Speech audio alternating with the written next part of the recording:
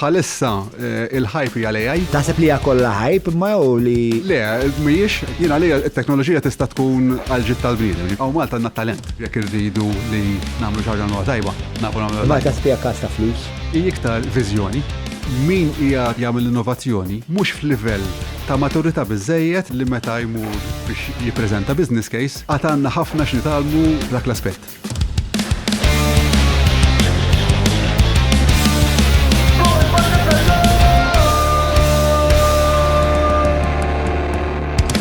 Mela tlaqna. Mela bibti għaj, illum il-podcast huwa dwar l-Internet of Things. X'inhi l-Internet of Things? Ħajspjegalna delwaqt. Kienet, però bil-weda illi jekk nagħmlu dawn il-ftit momenti miegħu, naqra momenti mhux ħażin miegħu, ħanifhmu kif dan il-pajjiż jista' jimmodernizza ruħu u għal daqstant il-kwalità ta' ħajjitna televa. Weda kbira u sa naraw xini eżatt din l-informazzjoni. Ħerqan ħafna biex nisma'. Mela, qabel ma nibda ħan nirringrazzja lill-sponsors illi huma jagħmlu dan il-proġett fattibbli minn qalbi, nirringrazzjahom, grazzi l-Alberta, l-Garmin, l-ISS, il-Pat Artisanal, nirringrazzja l-Browns, il-Maple, il-Melita li huma fundamentali biex nkunu nistgħu inxandru, nirringrazzja wkoll il-Wellbees, il-Leakabs, kif ukoll il-Business Labs. Nfakkar wellbees.mt huwa s-sit tal-Wellbees fejn inti tista' tagħmel ix-xejja tiegħek bl-aktar mod faċli. Aktar minn hekk, il-Patreons, intom il-Patreons minn qalbi, għal dejjem, grazzi. Jekk xi ħadd jixtieq ikun parteċipi f'din il-komunità kbira u ta' qalb kbira, patreon.com/Joe Malija u eżatt kif qed jikteb li Gary, kif fakarni Gary, ħafakarli lkom. Żuru l-każin il-paġna tal-każin fejn intom tkunu tistgħu tiġu aġġornati dwar l-aktar dibattiti eċitanti, kritiċi u importanti fil-pajjiż. Insomma, ħankomplu issa jien u Kenneth. Ara tlala. Bella, isma, ħajkollna nagħmlu naqra interruzzjoni mill-diskurs ta' ferm interessanti dwar il-ħamrun u l-eruq ġenealoġiċi tagħna. Għax intu kol minn ħamrun. Minn ħamrun ukoll. Il-mara tiegħi u nanna u ommi allura mill-Vincenzo Buġeja u inti mill-Limnaħa fakkarni. Aħna minn Giuseppe Paċi, ġifieri parallel ma' triq tagħkom kanna. Xejn, Kantoni Rabote. Jaf ġieli labna fl-imkien meta konni żgħar so int. Insomma, jiena naqra kbar minni. Ħarira kbar minni. Biex naqra naħseb. Mela, isma' Kenneth, ħanamlu hekk. Titi spjega ta' il-karriera tiegħek biex ta' mod brevi, sewa. Bullet points. Bullet points, ok. Jena ma tħax università. Ġviri, bdejt naħdem ta' 18 u ħdimt fis-setturi finanzjari, għal ma taħ 15 sena fis-settur finanzjarju, kif ukoll mbagħad libt kompletament għal telekomunikazzjoni u teknoloġija u għal dan l-aħħar 20 sena bażikament ħdimt f'dak is-settur f'diversi ruoli, ħdimt ma' diversi kumpaniji kemm lokali u kif ukoll internazzjonali. Per eżempju, fil-naħa tal-finanzi ma' l-HSBC, ġifri daw kollha international brands, ma' l-Apple, ma' l-Vodafone, ġifri dawn huma. X'ruoli kellek ma' daw il-kumpaniji? Ir-ruoli li kienu kummerċjali, ruoli kummerċjali, mainly dejjem għandhom x'jaqsmu ma' teknoloġija. U kont f'pożizzjoni fejn jew qed immexxi l-kumpanija jew parti minn tim ta' tmexxija, ġifieri bażikament senior executive role f'dawn il-kumpaniji on that front. U on the side dejjem għamilt konsulenza bażata fuq l-esperjenza li kombinejt kemm fuq il-lat finanzjarju x'kont involut ħafna fejn jidħol dawk li jgħidulhom bl-Ingliż mergers and acquisitions, jiġifieri jew nixtru kumpanija jew tbieħ kumpanija jew inkella ġiex kumpanija naqdu flimkien u kont involut f'diversi minn dawn l-imparti minn da kollu jogħġbok l-iktar. L-iktar wieħed li joġobni tal-mergers and acquisitions toġobni ħafna mill-punto di vista li tara żewġ kumpaniji li għandhom affarijiet komuni u affarijiet li mhumiex li meta taqgħadhom flimkien.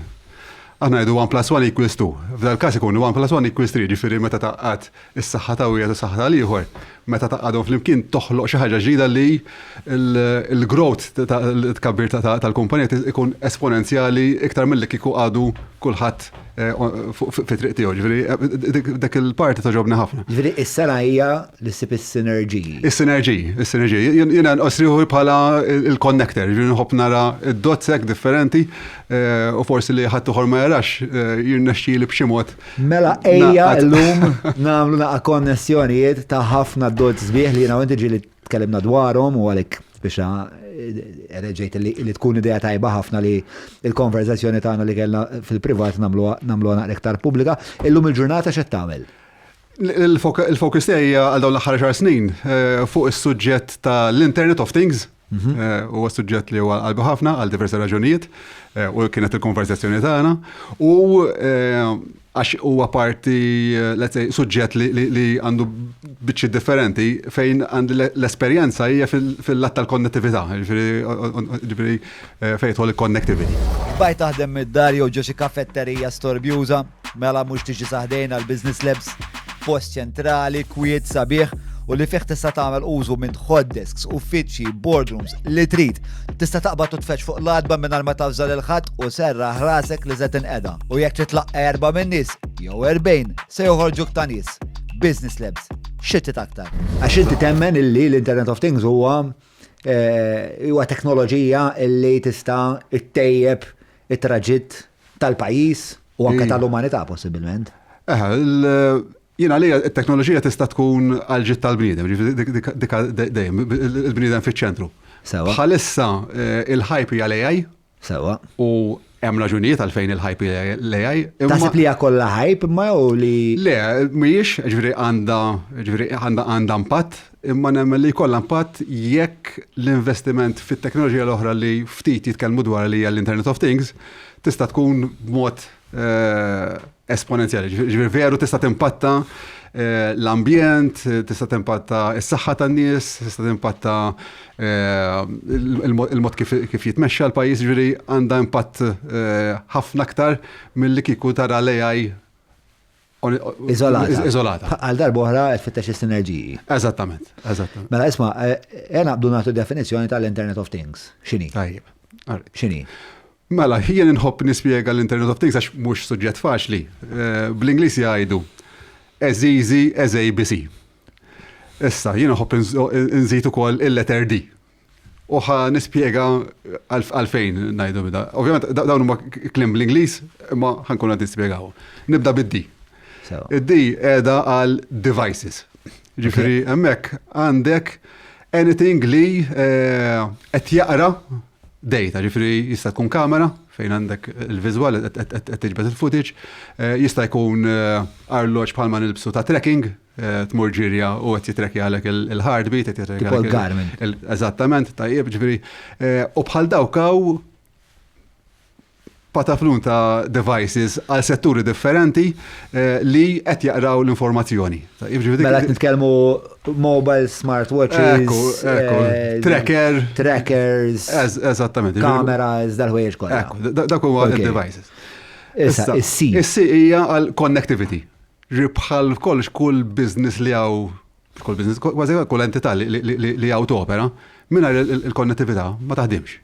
Anke dan il-podcast jekk letteralment mingħajr l-internet, il-konnettività titkellmu l-internet. Issa f'dik l-ambitu il-konnettività hemm diversi tipi, tajjeb u jiddependi x'inhu huwa l-każ li inti qed tipprova bażikament issolvi, tista' tkun mobile connectivity, jista' jkun Wi-Fi, jista' jkun satellita, jiddependi x'qed tipprova solvi.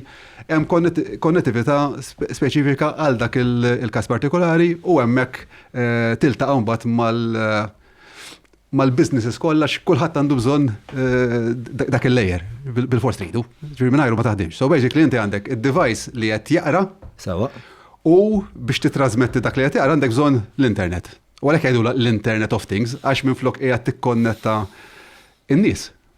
Qed tagħmel konnessjonijiet għall-oġġetti, għall-affarijiet. U dak huwa speċta li jagħmel ix-xibka tal-Internet of Things. Għax li kieku mingħajr konnettività biex dawn huma affarijiet li qed jaħdmu indipendenti, mhux qed ituna data, qed għandhom utilità, però m'għandhomx utilità biex imbagħad forsi nieħdu deċiżjonijiet iktar sistemiċi u biex nifhmu iktar is-soċjetà kif titfunzjona u kif nistgħu nkunu iżjed effiċjenti fil-mod li nġestuha.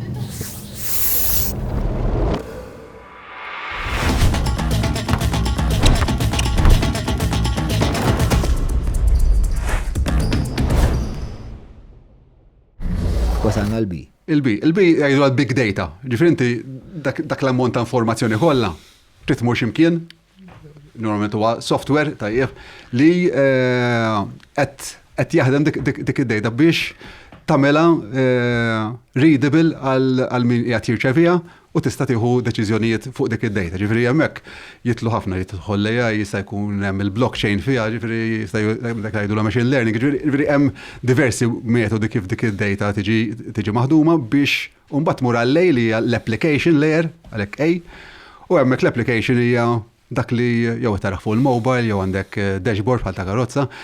Naħseb biex nispjegaw naħseb ħafna nies jifhmuna biex naraw il-ċiklu kollu. Illum kulħadd jordna biex ikollu delivery tal-ikel id-dar, tajjeb, ġifieri bil-motur, bil-apps, tajjeb. So basically inti x'għandek il-motur. Il-motur għandu tracker fih, dak huwa d-device. Il-tracker għandha SIM card ġo fiha, dik hija l-connectivity, dik id-data tmur x'imkien fejn qed software li qed jaħdem fejn hu il-pożizzjoni tal-motur. U mbagħad għandek l-application li inti tagħmel l-order, tara fejn wasal, tara jekk l-order fiex waslet u mbagħad għandek id-delivery. So basically għandek dak huwa purament an Internet of Things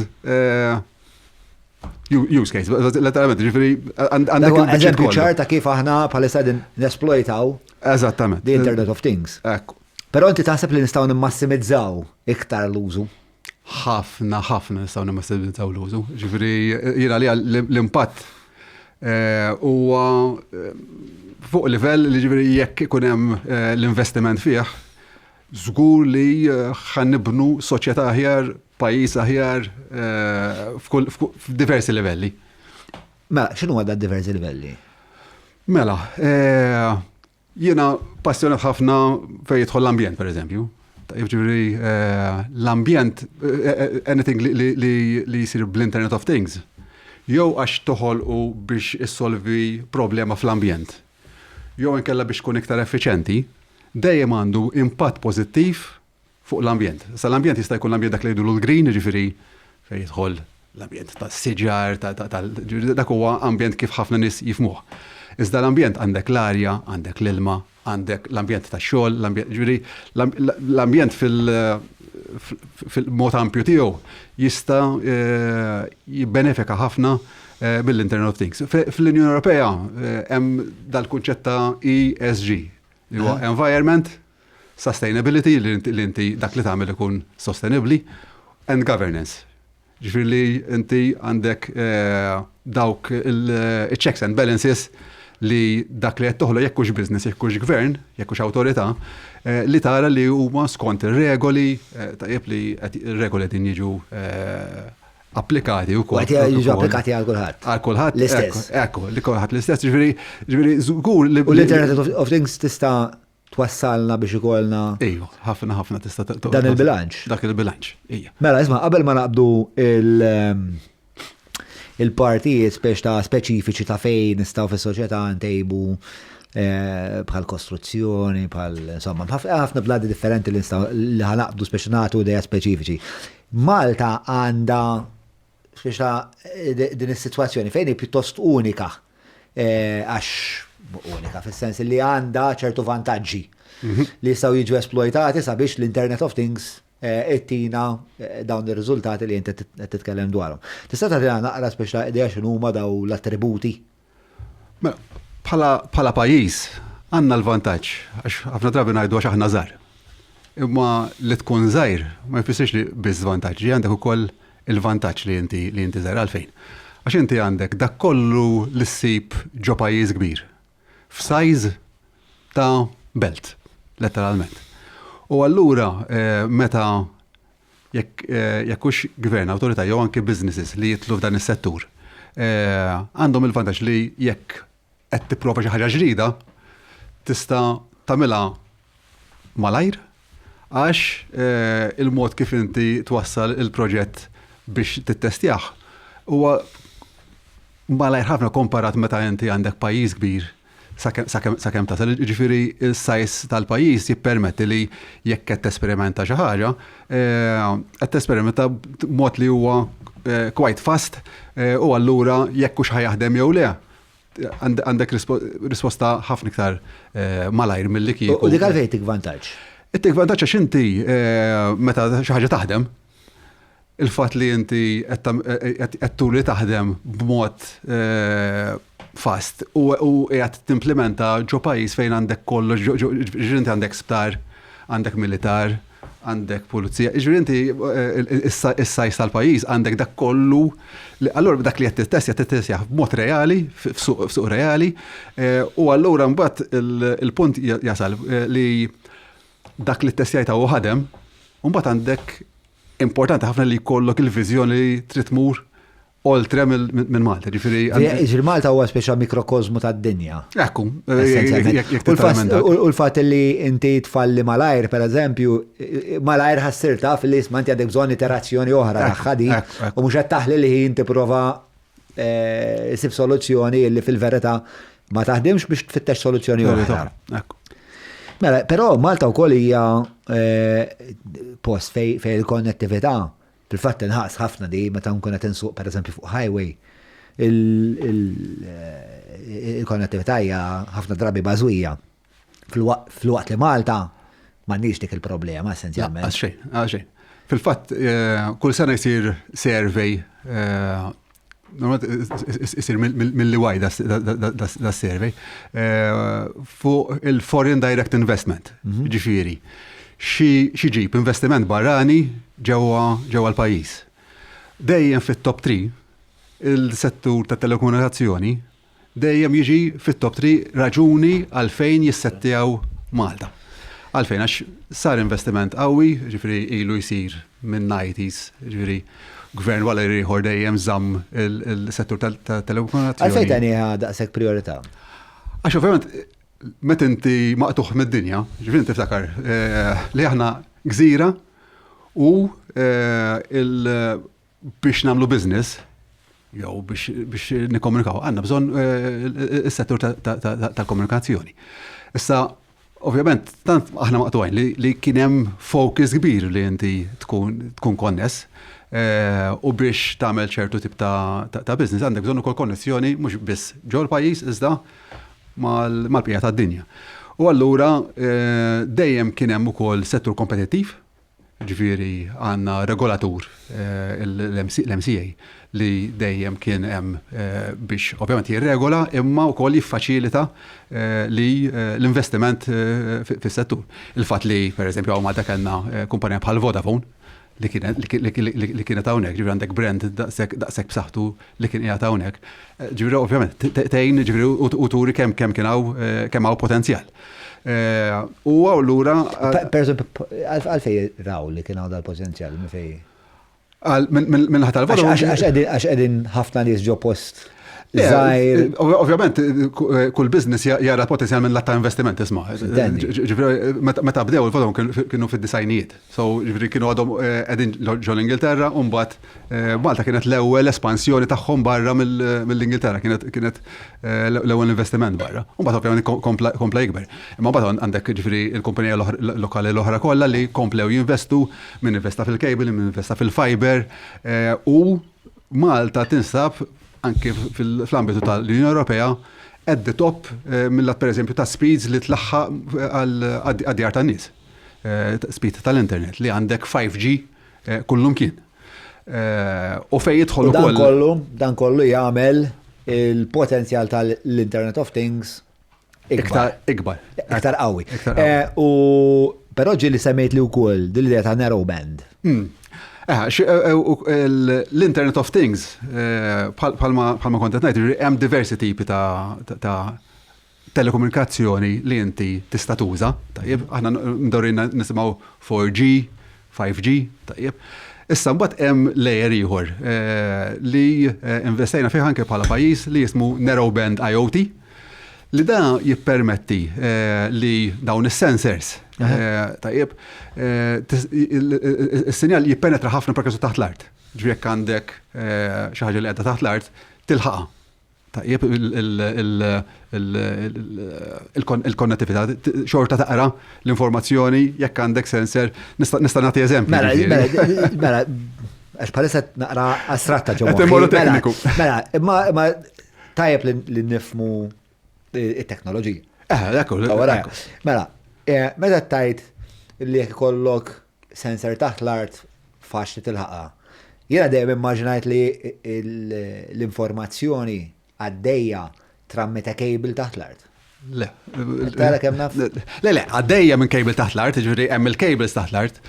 Imma jekk inti spiegajtlek każ, use case, forsi biex wieħed jifhem. Per eżempju, il-water services, ġifieri hawn Malta u xi 500 post li mhux konness dirett ma' dranaġġ. U dawn hawnhekk il-mod kif taħdem hija li hemm fossa, u da tintela l-fossa u mbagħad għandek servizz ta' bowsers li jmorru u jarġgħu jekstratjaw il-dranaġġ. U li daw mhumiex konnessi mal-bqija tas-sistema. Ma' indipendenti. Huma indipendenti. Ovvjament x'għandek il-min jgħix f'dak l-ekwati u għabat mal-fossa dejjem muħużma, dijet tintela, mux tintela, ġuri hemm dak l-inkwiet.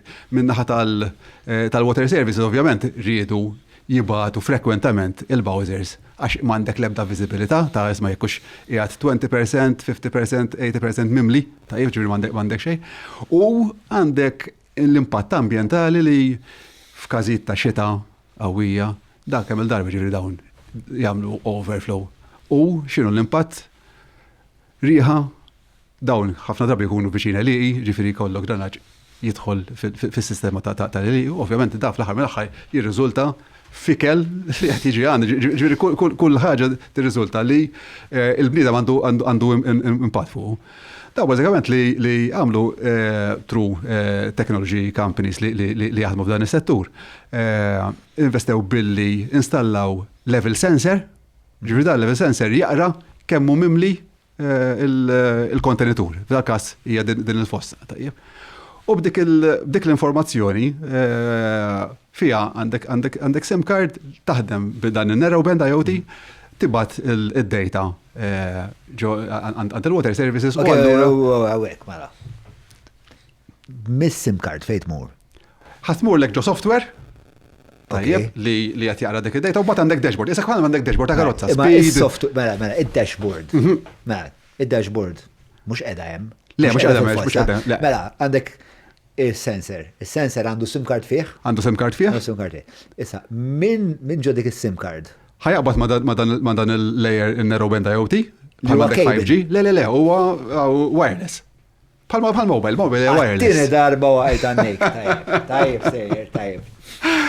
Mela, okay, all right. Bħal 4G u 5G li nużaw fuq il-mobile. Dak wireless, tajjeb, għandek mobile connectivity, m'għandekx wire, tirġifieh. Allora dan Narrowband fejjed. L-istess, taħdem l-istess sistema, tajjeb, ġifieri għandek wavelength li għaddejja u li tippermetti għax f'dawn il-każijiet m'hemmx elettriku għaddej, ġifieri dan is-sensor jaħdem il-battery. Żomm, bro, naf li ħatajt fejn. Le. Mela.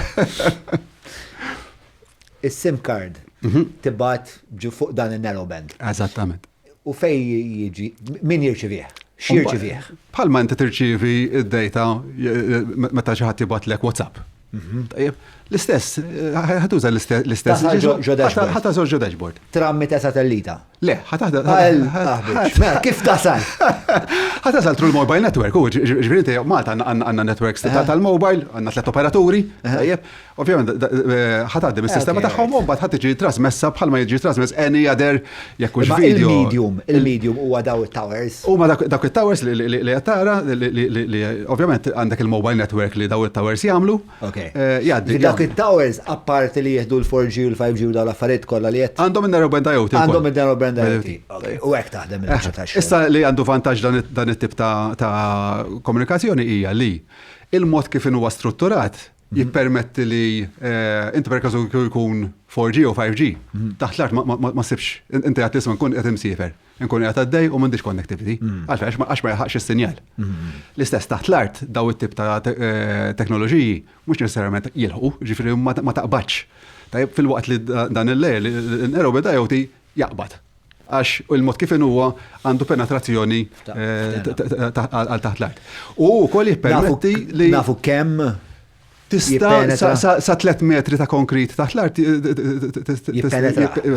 in certain use cases, ma dak huwa inġeri. Anke taħt l-ilma, ġifieri jkun hemm sensors taħt l-ilma li xorta jilħawhom. U mbagħad il-vantaġġ huwa wkoll li peress li dawn jaħdmu l-betri, inti ma jistax ikollok struttura fejn kull 3 xhur titmur il-betri. So basically da jippermetti li dan il-sensor biss biex jibatlek id-data, per każ kull 4 sigħat, u mbagħad jerġa' goes to sleep. U dik bażikament as a rule of thumb jiddependi kemm il-darba tibgħat data, imma with one charge kapaċi tik up to 10 years of battery life. Ġvinti kollok sistema fejn edha for the long term. Mela, il-vantaġġi ta' dawla, f'moħħi speċet narenka numru ta' vantaġġi, imma forsi tista' tarenkom aħjar inti li kollok sensor bħal da, x'vantaġġi dik? Mela, ħanibdew din is-sitwazzjoni tal-fosa se tgħid. Ħanibdew mill-punt li il-water services huma lest għandhom il-viżibilità. Ħajkun hemm fosos li huma mimlin ħafna oħrajn li jintlew ftit. Mela, l-ewwel vantaġġ huwa li fejn qabel il-mod kif jaħdmu kienet li jibgħatu bowsers b'mod regolari, kullum kien ħalli inti issa tibgħathom fejn għandek bżonn. X'inhu l-vantaġġ dak? One li anki għal water services għandek l-effiċenza li inti il-riżorsi tiegħek qed tużhom meta hemm bżonn. Mill-lat ta' esperjenza tal-klijent, inti tista' tagħtih is-serħan tal-moħħ isma' jiena għandi viżibilità ta' dik ta' kemm qed jintela, m'għandek bżonn tkun inkwotat iċ-ċempel isma' jew żvujtaw. Nafu li qed 80% pereżempju ħad niġu u mbatlu il-fossa. Iżda mbagħad għandek impatt fuq l-ambjent u fuq it-traffic ukoll li huma ġis suġġetti li dejjem jitlu fl-aġenda u bir-raġun. Wan mela qed tibgħat biss meta għandek bżonn, għandek it-traffic qed tużaħ biss meta għandek bżonn, mhux mort anke għaxej. U t-tieni il-fatt li qed tmur biss għandek bżonn qed tifranka xeba fuel li barra li jġib effiċenza għal min qed jopera għax qed jonfoq inqas, iżda jekk inti dak il-fuel inħela fl-arja hija fumes ġol arja li huwa allura l-effiċenza li ġġib għandek jiġifieri l-impatt ambjentali fejn inti ovvjament għandek inqas impatt u allura il-bniedem qiegħed f'pożizzjoni aħjar għandu arja aħjar. U din hija xi ħaġa l-water service diġà qed jagħmlu. Din diġà qed jagħmluha iva, dak kien hemm tender għalih ġifieri kemm ilhom jagħmlu għadu biċċa tax-xogħol? Naħseb ilhom good 2 years issa naħseb li din għaddejja. U sir għal fosos kollha li mhumiex konnessi. Eżattament. Bibtijaj il-pata krips metodu artiġjanali u ma' krips favoriti tiegħi minn il-borza anke ċieħ ta' rosemary jifqaw għandhom il-hyoelic sunflower oil li jagħmluhom ħafna aħjar għas-saħħa. Ta' vera, m'għandekx idea u mhux se jkollok għax ħanispiċċa. Pata, Italian quality, guaranteed. Però inti taħseb li nistgħu nimmassimizzaw. Ġifieri b'dan il-livell, b'dan il-level sensor, għaw Malta stess, hemm use cases oħra li għamilna, pereżempju fejn jidħol il-ġbir tal-iskart. Taf li għaw dawn il-bring insights fej kollok il-metal, il-plastik, il-karti. Dak għax kienet l-istess ħaġa, qabel x'kien jiġri. Inti għandek jgħidu la truck roll u kull ġimgħa it-tnejn immur ħallu għal-fgura it-tlieta mur il-mellieħa tajjeb, ġifieri intelaw ma ntelix tmur għax m'għandekx viżibilità. Dawn l-istess għamluhom level sensor, jaraw kemm huma mimlijin u l-impatt huwa interessanti anke mill-lat ta' użu.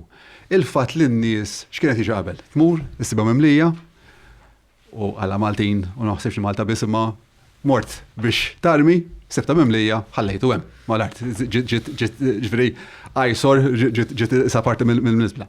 Il-fatt li llum taf li meta qed jintelgħu daw jafu ħajmorru biex ibatlu, allura tissibu available biex tarmi. Allura qed jiġi użat ħafna iktar. Mela tirriċikla ħafna iktar, għandek riċiklaġġ. Għandek ukoll għandek il-vantaġġ li l-istess, għandek postijiet fejn tmur darba kull 3 ġimgħat, għax ma tantx tintuża dik is-sit, għandek oħrajn fejn trid tmur darbtejn fil-ġimgħa qabel kont tmur darba, illum għandek darbtejn jew 3 għax U again, il-bringing sites kollha għandhom dan. Fejn jidħol da settur iva, ġifieri hemm fuq xi minn bringing site u l-bringing site qed joperaw b'dan il-mod, ġifieri jużaw il-connectivity tal-mobile biex il-sensor. Il-sensor imur fuq dashboard. Dashboard u daħħajet isma' mela il-fgura mimlija 80%, mela ħanibat it-track. Hawnhekk 20, mela m'għandix għalfejn nibatu. U b'dak il-mod tifranka, issa meta ngħidu tifranka ħafna, ġifieri f'dan il-każ partikolari, ġifieri naħseb fl-ewwel ftit żmien mal-20,000 litru ta' fuel ġi frankat. Fuq medda ta' sena, per eżempju. Fuq medda ta' sena, inti ġifieri mela inti ġejt effiċjenti bħal operat għax qed tonfoq inqas u qed tuża inqas fuel. Issa l-impatt fl-ambjent 20,000 litru fuel tikkonvertih f'CO2 fl-qrajja huwa impatt qawwi, ġifieri inti għamilta mhux bil-ħsieb li jkollok l-impatt ambjentali, bil-fatt biex inti l-operat ikun iktar effiċjenti u tista' topera aħjar. Iżda bħala byproduct tiegħu għandek il-fatt li għandek impatt ambjentali. Il-data hija sabiħa biex daw konsekwenzi huma sbieħu għax inti għandek fil-każ tal-fosos għandek is-serħan tal-moħħ. Serħan tal-moħħ. Għandek it-tiżdied fir-riċiklaġġ fil-biċċa xogħol tal-iskart, qed tonfoq inqas fi fuel, il-fuel mhux qed ikun qed inniġġess l-arja. Ekku. Inqas trakkiet fit-toroq, Kristu jaf kemm għandna bżonn inqas trakkiet fit-toroq. U anka ovvjament l-operatur dat jifranka 20,000 litru fuel fis-sena. Ma nafx kemm jiswew 20,000 litru fuel fis-sena, però mhuwiex ammont negliġibbli. Ekku. Mela, hawnhekk fejn qed diġà għamilna l-avvanzi. Iva. Tajjeb. Naħseb tajjeb nitkellmu. Kemm huma każijiet uniċi. Uniċi, però ma xorta sistemi. Sistemi, il-sistema tal-iskart tal-bringing sites qed topera b'dan il-mod. Bl-Internet of Things. Ġifieri tajjeb. Ekku. Il-fosos l-istess? Ħafna. Tajjeb. Mela, fejn nistgħu nimmeljoraw? Naf li pereżempju għandek xi ideat inti fuq il-kostruzzjoni x'nistgħu nagħmlu. Mela, is-settur tal-kostruzzjoni naħseb huwa wieħed mis-setturi li jista' jigwadanja ħafna mill-Internet of Things. Blima mod, nibdew naraw x'inhu ma l-problemi tas-settur. Ġifieri huwa settur fejn dejjem qiegħed fuq l-aġenda, dejjem politika dejjem, għax huwa tant aħna letteralment fissati aħna fuq il-proprjetà bħala pajjiż u hemm ħafna attività kummerċjali, attività ta' bini. Issa x'inhu ma l-impatti? Kellna pereżempju diversi okkażjonijiet fejn kellek waqa' ta' bini. Allura hemm il-biża' assoċjata ma' l-impatt ta' bini ta' tħaffir. Għandek ukoll inċidenti fuq il-post ta' xogħol fil-qasam tal-kostruzzjoni. Ġifieri dawn huma affarijiet fejn diġà hemm regolamenti. Ġifieri dak mhux qed ngħidu isma' trid iddaħħal liġi, dawn il-liġijiet diġà qegħdin hemmhekk. Il-problema hija l-investiment u l-infurzar. Mela nieħdu fuq l-ewwel każ li qed insemmu li inti għandek binja u għandek diġà mibnija u adjacent tagħha magħha għandek ħatħaffer biex tibni. Illum hawn sensors li inti twaħħalhom mal-bini eżistenti. U jekk inti waqt tħaffir daw jirreġistraw jew il-vibrazzjoni jew inkella t-tilt kemm wieħed hemm moviment u għandek livelli li huwa normali, ġifieri ma joħloqx periklu. Iżda hemm threshold fejn tisma' jekk nilħaqgħu hawnhekk għandi riskju.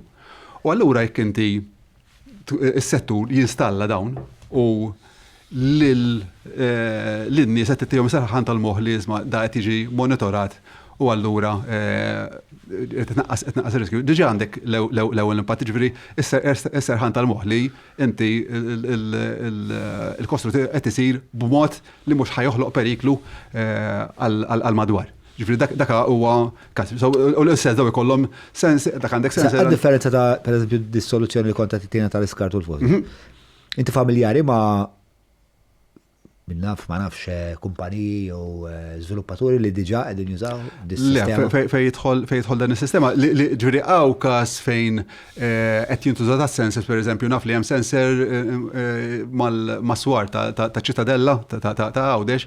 Wieħed minn dawn is-sensors li qed tgħidli. Biex jimmonitorjaw il-moviment tas-sur, pereżempju. Però da mhuwiex sistema huwa differenza tal-oħrajn huwa ad hoc basis. Eżatt huwa monitoraġġ. Hawnhekk tista' tuża bħala parti kif inti topera. Jekk iddaħħal bħala mod kif topera, ħaddaħħal serħan tal-moħħ, ħaddaħħal ċertu livell ta' serjetà fis-settur. Jiġifieri li naħseb hemm bżonnu minn dak il-ħadd.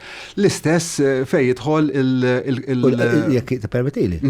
Nimmaġna li anke min qed jagħmel l-infurzar għalih huwa ta' benefiċċju kbir, biex dejjem ingergru illi m'hemmx biżejjed nies biex imorru jġestixxu biex jaraw jekk is-sitwazzjoni hix sigura jew le u dawn l-affarijiet kollha biex din vera ħadd immieti dik il-problema għax inti tista' tagħmel bid-dashboard tal-uffiċċju tirċievi notification u tgħid hemmhekk irid immur, m'hemmx għalfejn nagħmel spot check. Eżatt. Hemmhekk l-enforzar għax inti dejjem in-nies hija kemm għandek nies dejjem problema, ħadd ħaddu s-siti kollha kif jista' jkun. Għandek bżonn it-teknoloġija biex tgħinek. U dan hija waħda mit-teknoloġiji li tista' tgħinek ħafna. L-istess pereżempju għall-livell jew għal meta isir ix-xogħol. Ġifieri inti għandek regola li inti ġosit tista' tibda tagħmel l-istorbju għax inti sita kostruzzjoni ngħidu x'ngħidu għandek l-istorbju, għandek it-trap, ġifieri li teleminaħ mhux prattikabbli, li tirregolah huwa prattikabbli. U allura jekk inti għandek sound sensor li inti f'dak is-sit jekk ir-regola qiegħda tista' tibda mis-7 ta' filgħodu, hekk fis-6 bdejt baqan. Tajjeb ġifieri toħroġ notification li jisma' hemmhekk hemm ksur ta' regola u tista' allura tenforza. Iżda mhux biss għandek ukoll l-inċidenti fuq il-post ta' xogħol, ġifieri għandek ukoll il-health and safety. Tajjeb ħafna jsiru fil-settur tal-kostruzzjoni.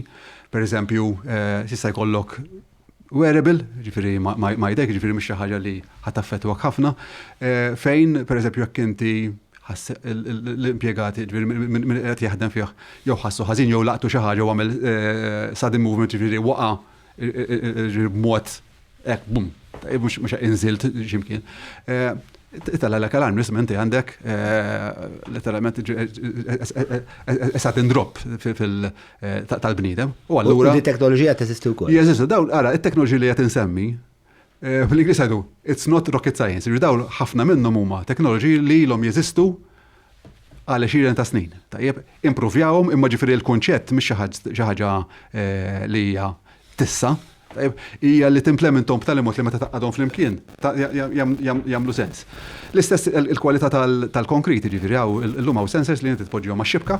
Ġifieri barra Malta qed jintużaw anke fil-bini ta' toro pereżempju biex inti dan jibatlek l-informazzjoni ta' kif qiegħed jaqgħad il-konkos li huwa b'saħħtu jista' jibqa' jagħtik id-data anke għal sa sentejn wara. X'taħseb li huwa jimpedixxi li jiġu implementati daw? Bħal f'kollox, naħseb hemm nuqqas ta' għarfien. Ġifieri u parti mill-xogħol tiegħi hija u naħseb raġuni għalfejn ukoll qiegħed fuq biex tispjega għax mingħajr informazzjoni diffiċli biex ġifieri naħseb hawn noqqas ħafna tarfien f'dan ir-rigward. Ġifieri hemm dik. L-oħra hija il-fatt li kemm lest li nenforza, ġifieri kull settur għandu il-problemi jew inkella challenges tiegħu, u kemm dak is-settur lest li modernizza ruħu biex tiġi f'livell ta' eċċellenza. Ġifieri naħseb hemm dak il-gap. Jew kemm l-awtoritajiet lesti li iftakar perkesu fil-karozzi, il-seatbelt fil-karozza ilha teżisti mis-sebgħinijiet. Qabel ma daħlet li jisma' għandek multa tagħha. Imma fil-verità daw l-affarijiet pereżempju tal-istorbju li pereżempju tkun qed tipperikola binja, dawn diġà hemm il-liġijiet. Żgur liġijiet qegħdin hemmhekk. U l-multi jeżistu. Kemm tinforzjhom hija. Imma huwa diffiċli ħafna li tinforzhom. Mhuwiex għax dawn huma soluzzjonijiet wan li ma jiswewx ħafna flus, ġifieri meta tara lis-settur huwa ġifieri proġett għandek il-miljuni, ġifieri li inti tinvesti f'dan it-tip ta' teknoloġiji biex jgħinek mela jgħin l-operatur biex itella il-livell tal-fiduċja tan-nies ġifieri fil-brand tiegħek, ġifieri inti bħal-operatur tista' issaħħaħ ħafna il-livell tal-business tiegħek meta inti qed turi s-serjetà fil-post tax-xogħol. U mill-lat tal-awtorità għandha teknoloġija biex tista' tenforza. Ġifieri jekk jaħdmu flimkien, jien naħseb li huwa ġid kemm għas-settur u ovvjament toħloq ambjent iktar sigur kemm għan-nies li jistgħu jiġu affettwati kif ukoll għan-nies li jaħdmu fis-settur. U bħal dawn għandek eżempji differenti. Kont qed ngħidlek ġifieri anke sensors li jaraw kemm qed jissoda il-konkrit biex anki s-saħħa tal-binja tkun tista' timmonitorja inti, ġifieri għandek diversi x'tista' tagħmel. Grazzi tal-li tissegwu din it-taħdida tiegħi flimkien mal-ħabib tiegħi Keret, nittama li qed tissibuha utli u informattiva.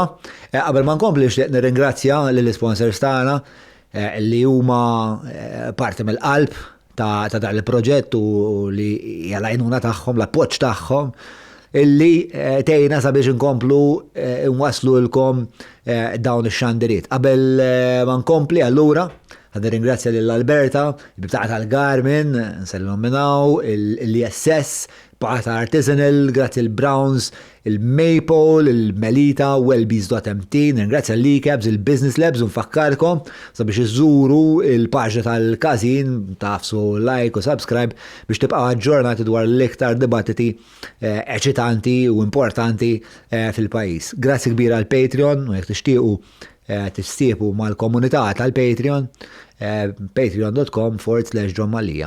Grazzi, ħankomplu sa għajna u għanet. Il-verità hi, fil-fema tiegħi, li il-fatt li dil-teknoloġija teżisti u li hija daqshekk aċċessibbli kważi toħloq obbligu fuqna illi nimplementawha. Jiena kien ngħid għalfejn mhux qed issir għax ġifieri kif qed ngħidu mhix xi ħaġa li ġifieri li għandek bżonn l-impenn li trid tara li s-settur u li mu tajjeb ġifieri jimxi l-qoddim b'tali mod li huwa sostenibbli l-ewwel għatlek tal-ESG, environment, sustainability and governance u governanza. Dan għax inti biex tkun sostenibbli ma jistax ikun li għal kull ħaġa għandek bżonn xogħol manwali, għandek bżonn in-nies, inkella tibqa' timporta n-nies għal kollox. Ġifieri dawn it-teknoloġiji tagħmel jagħmlu ġid ukoll mill-lat li ħadd naqqas ukoll il-bżonn tan-nies u l-nies biex issib nies sar diffiċli ħafna. U ovvjament dejjem qed importa minn barra, aħna Maltin in-nur huwa dak li hu. U n-nies tużhom fejn hemm l-aktar bżonn, ġifieri fejn jistgħu joħolqu valur miżjud. Meta tagħmel l-affarijiet repetittivi, ma taħloqx. Nixtieq iktar qudiem naqdu fil-fatt għax ovvjament inti qed titkellem fuq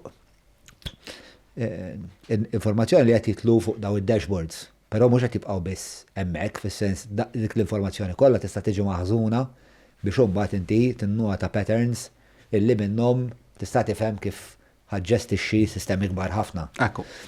Però qabel ma naslu għal dik il-biċċa xogħol nixtieq nisplora żewġ affarijiet oħrajn. L-ewwel waħda hija s-saħħa.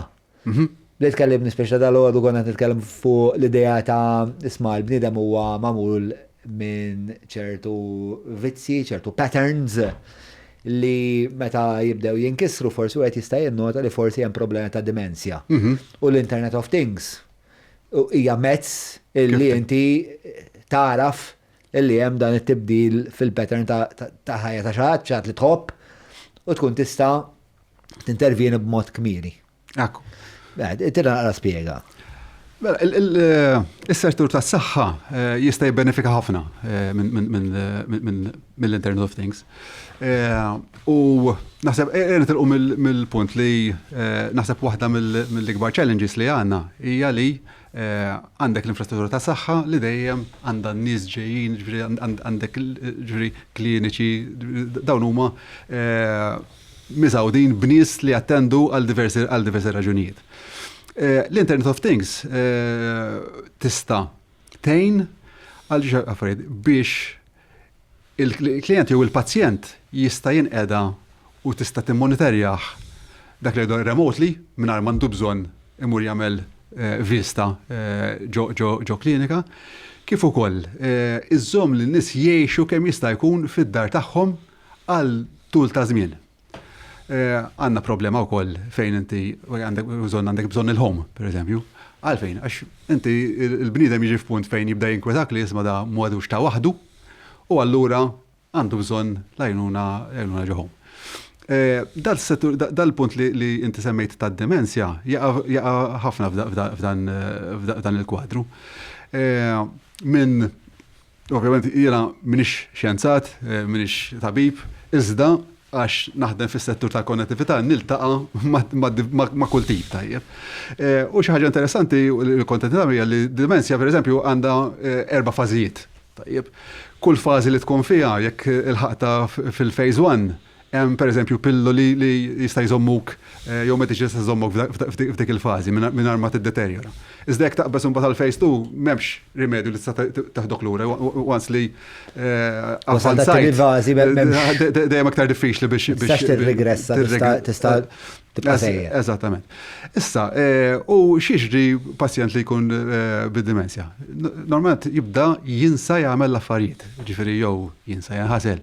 Jew ibiddel il-pattern tiegħu għax ovvjament il-moħħ ma jibqax jiffunzjona kif ikun. U allura xi ħaġa li qed jaraw barra Malta bħalissa ġifieri jisperimentaw wkoll hija li dawn jinstallaw ġodjar ta' nies li għadhom b'saħħithom tajjeb ġifieri ma pereżempju anzjan għandek 65 pereżempju li isma' għandek ċans biex li jista' jaqbdek kemm tajjeb ġifieri qed timmonitorja mingħajr ma tħossok li inti qed tiġi immonitorjata dik l-importanti li l-bnieda ma jħossux li qisu hemm xi ħadd qiegħed fuq għax inti tħossok skomdu li ejja ngħidu trid tilbes xi ħaġa biex jimmonitorjaw l-affarijiet. So basically dej jagħmlu daw bil-sensors li jkunu mqabdin mad-dawl. Kull appliance għandha isu s-signature tagħha, ġifieri kitla ittalek voltaġġ mod, jekk qabbat jekk ħadd shower u qabdet il-pompa għandek voltaġġ mod ieħor. U allura dan tru dawn ir-readings joħolqu pattern tal-bniedem. Ġifieri inti normalment pereżempju tqum lew ħaġa tagħmel tixel il-kitla. Tajjeb biex tagħmel kafè. U mbagħad pereżempju mort passiġġar. U tieħu shower. Dawn huma patterns. U li qed jagħmlu huwa joħolqu jaraw pattern tal-bniedem kif jaħdem normali aħna nies tal-vizzju. Ġifieri ħafna drabi 80% tal-ħajja tagħna tagħmilha kuljum basikament kważi l-istess, ġifieri tqum filgħodu, ħadd kafè, dan huwa l-bniedem normali. U li bid-demenzja mbagħad li jiġi huwa li inti dak il-pattern tbidlu, ġifieri kapaċi qomt, ma dekx qed tiftakar li ħatiħu shower. Jew qomt u ma dekx xi kitla. Issa li ssir ta' darba, ġifieri mhux allarmanti, imma min qed jimmonitor qed jirċievi dik l-informazzjoni isma' illum ma ħarriġx mill-bib il-barra, illum hemm sensors mal-bib li inti jinfetaħu jingħalaq tajjeb. Ngħid għandek anzjan li is-soldu da jqum u jmur qudies għas-saħħa argument fis-7 ta' filgħodu. Illum ma nfetaħx dak il-bib ta' barra. Ittella għalek notification u jekk jiena it-tifel jew it-tifla ta' dak li jkun. Tista' ċempel. Tista' idkollu sew għax hekk kapaċi daw ma ħareġ għax ma kellx aptit. Ġifieri imma ittik is-serħan tal-moħħ li isma' jekk tbiddel xi ħaġa tista' tieħu azzjoni. Dan huma affarijiet li huma fis-suq diġà? Iva, dawn is-sensors kollu huma fis-suq, ġifieri da ħafna drabi x'timmonitorja inti. It-temperatura tal-post, timmonitorja jgħidu volatile organic compounds, ġifieri l-arja minn xi magħmula, ġifieri bniedem li jkun ma jiflaħx il-livell tal-volatile organic compounds jola. Ġifieri jkollok id-deni u x'ismu normalment tagħmel differenza f'dan il-livell tagħhom. Ġifieri is-sensor jaraf li fil-kamra hemm xi ħadd li għandu d-deni pereżempju? Le, mhux jaraf li olew dawn il-livelli u jista' jindika li jisma' bniedem. Livelli ta' x'inhuma? Fil-arja jgħidu volatile organic compounds, ġifieri volatile organic. Ġifieri mhux xi ħaġa li stabbli, ġifieri bakterja x'inhuma? Mhux necessarjament bakterja. Ċekja li x'huma volatile organic compounds. Imma ġifieri normalment ikollok livelli u aċċettabbli, imma meta jolew ġifieri jista' jkun li xi ħadd minna għandu ekku ġifieri hemm xi ħaġa li jew domt ħafna minn tixed toħroġ, minn tixed tiftaħ it-twi. Dejjem qed tekkumula. Ġifieri dawn huma affarijiet li tista' timmonitorja. Tista' timmonitorja l-elettriku u l-appliances through sensor li tqabdu ġifieri. U inti toħloq storja ovvja. Toħloq storja, toħloq package ġodar. Toħloq dawn il-data points li bik qed tittik storja u mbagħad ovvjament jekk ikun hemm devjazzjoni minnha. Kif qed ngħidu, m'hemm bżonn tkun allarmanti, imma jekk inti bniedem tara li da kien jinħasel kuljum. U f'daqqa waħda għandek tlieta tliet darbit fil-ġimgħa daqqa waħda m'għadux jinħasel, something is wrong. U tgħin forsi tagħmel diagnosi tal-sitwazzjoni minn qabel. Ġifieri aħna nagħtu eżempji ta' applikazzjonijiet tal-Internet of Things. Tal-ġen. Melitas Televoice. Telefonati ġewwa b'garanzija. Ħanatu l-aħħar eżempju li huwa vera faqa. Din l-idea ta' l-agrikoltura u l-ilma. Mela, tina spiega, speċa kif jitlu s-satelliti, il-ritratti u geofencing u li s-satellita tiġbor data ta' l-umdita fil-werqa. Bala ħan ispiega b'mod iktar koerenti, ħarira da. Mela, is-settur tal-agrikoltura huwa wkoll settur li jista' jibbenefika ħafna mill-Internet of Things. U waħda mill-diffikultajiet prinċipali li qiegħda wkoll f'dan is-settur tal-ESG tal-ambjent hija l-użu tal-ilma. Ġifieri l-ilma qed isir resource skarsa dejjem iktar fid-dinja u allura hemm bżonn li nipproteġuh. Iżda l-ilma huwa vitali għas-settur tal-agrikoltura. U li tinduna hija li meta bniedem qiegħed għandek għalqa, saftakar li aħna hawn Malta mdorrin belli iżgħar. Barra Malta jkollok setturi kbar, kilometri ta' eli, tajjeb. U x'jiġri b'mod tradizzjonali? Inti taqbad u s-saqqi għandek program, s-saqqi X amount ta' ilma, kullum kien l-istess, tajjeb. U li jiġri ma' ħafna drabi dan l-ilma, ħafna minnu ma jkunx effettiv għal dak li zidda. Għax jew jinħela. Jinħela kif? Għax jekk saqqejt iktar mill-li hemm bżonn, jinħela ġol ħamrija, jinħela modi diversi. So, bażikament. Għax ma tkunx ikkalibrajt. Għax ma tkunx ikkalibrajt, għax damlu b'mod manwali ħafna drabi. Imma llum il-ġurnata għaw teknoloġi, per eżempju, li kont qed nisemmilek li huwa affaxxinanti hija via satellite. Ġifieri da bażikament inti għandek għala fuq is-software. Inti semmejt il-kelma geofencing, ġifieri inti timmarka l-għalqa tiegħek. Ġifiri, so basically, is-software ħajtik id-data ta' dik l-għalqa. Is-satellita bil-mod id-data li qed tiġbor meta għaddejja, ittik data ta' kemm l-għalqa titlef ilma mill-evaporazzjoni jew tal-wiċċ jew anke mill-werqa. U allura inti għandek data ta' kemm intilef ilma, u allura s-saqqi biss kemm għandek bżonn li intilef ilma biex inti żomm il-livell tal-umdita tal-għalqa mod stabbli. Tiġi applikata Malta ġiri. Iva, diġa min qed juża din is-sistema fis-settur tal-imbit, pereżempju, naf min diġa qed juża, għax tgħinu biex x'inhu l-impatt tagħha li tuża inqas ilma. Allura diġa inti għandek l-impatt li tuża inqas ilma, allura ambjentali, bħalma bdejna, dejjem l-ambjent, ġifieri l-ilma importanti. Għax qed tuża inqas ilma, l-ilma kif issaqih inti, mhux tippumpjah, mela tuża pompa, mela qed tuża inqas elettriku. Mela tiġi tisref iktar effiċjenti għax qed tuża inqas elettriku, l-istess għandu impatt fuq l-ambjent inqas kemm tuża elettriku, inqas ħsar ambjentali minn dak il-lat. Imma għax tottimizza kemm tuża ilma, barra li on average qed jifrankaw bej 10 u 15% ta' użu tal-ilma, kemm tipproduċi għandek bejn 10 u 20% iktar prodott u prodott aħjar. Għax qiegħed tagħmlu b'mod ċjentifiku il-ġismu. Iżjed effiċenza u iżjed produttività. U iktar produttività. U dawn kif jaħdmu, da bażikament għandek mis-satellita tiġi l-informazzjoni, anke inkredibbli. Issa mis-satellita. Dik l-informazzjoni tidħol ġo programm u hemmhekk fejn jidħol l-AI. Imma żomm sekonda, kif tiġbor l-informazzjoni? X'qed tiġbor?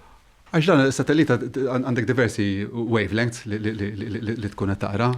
Issa dawk il-wavelengths ituk, anke ituk pereżempju kemm b'saħħit tal-werqa.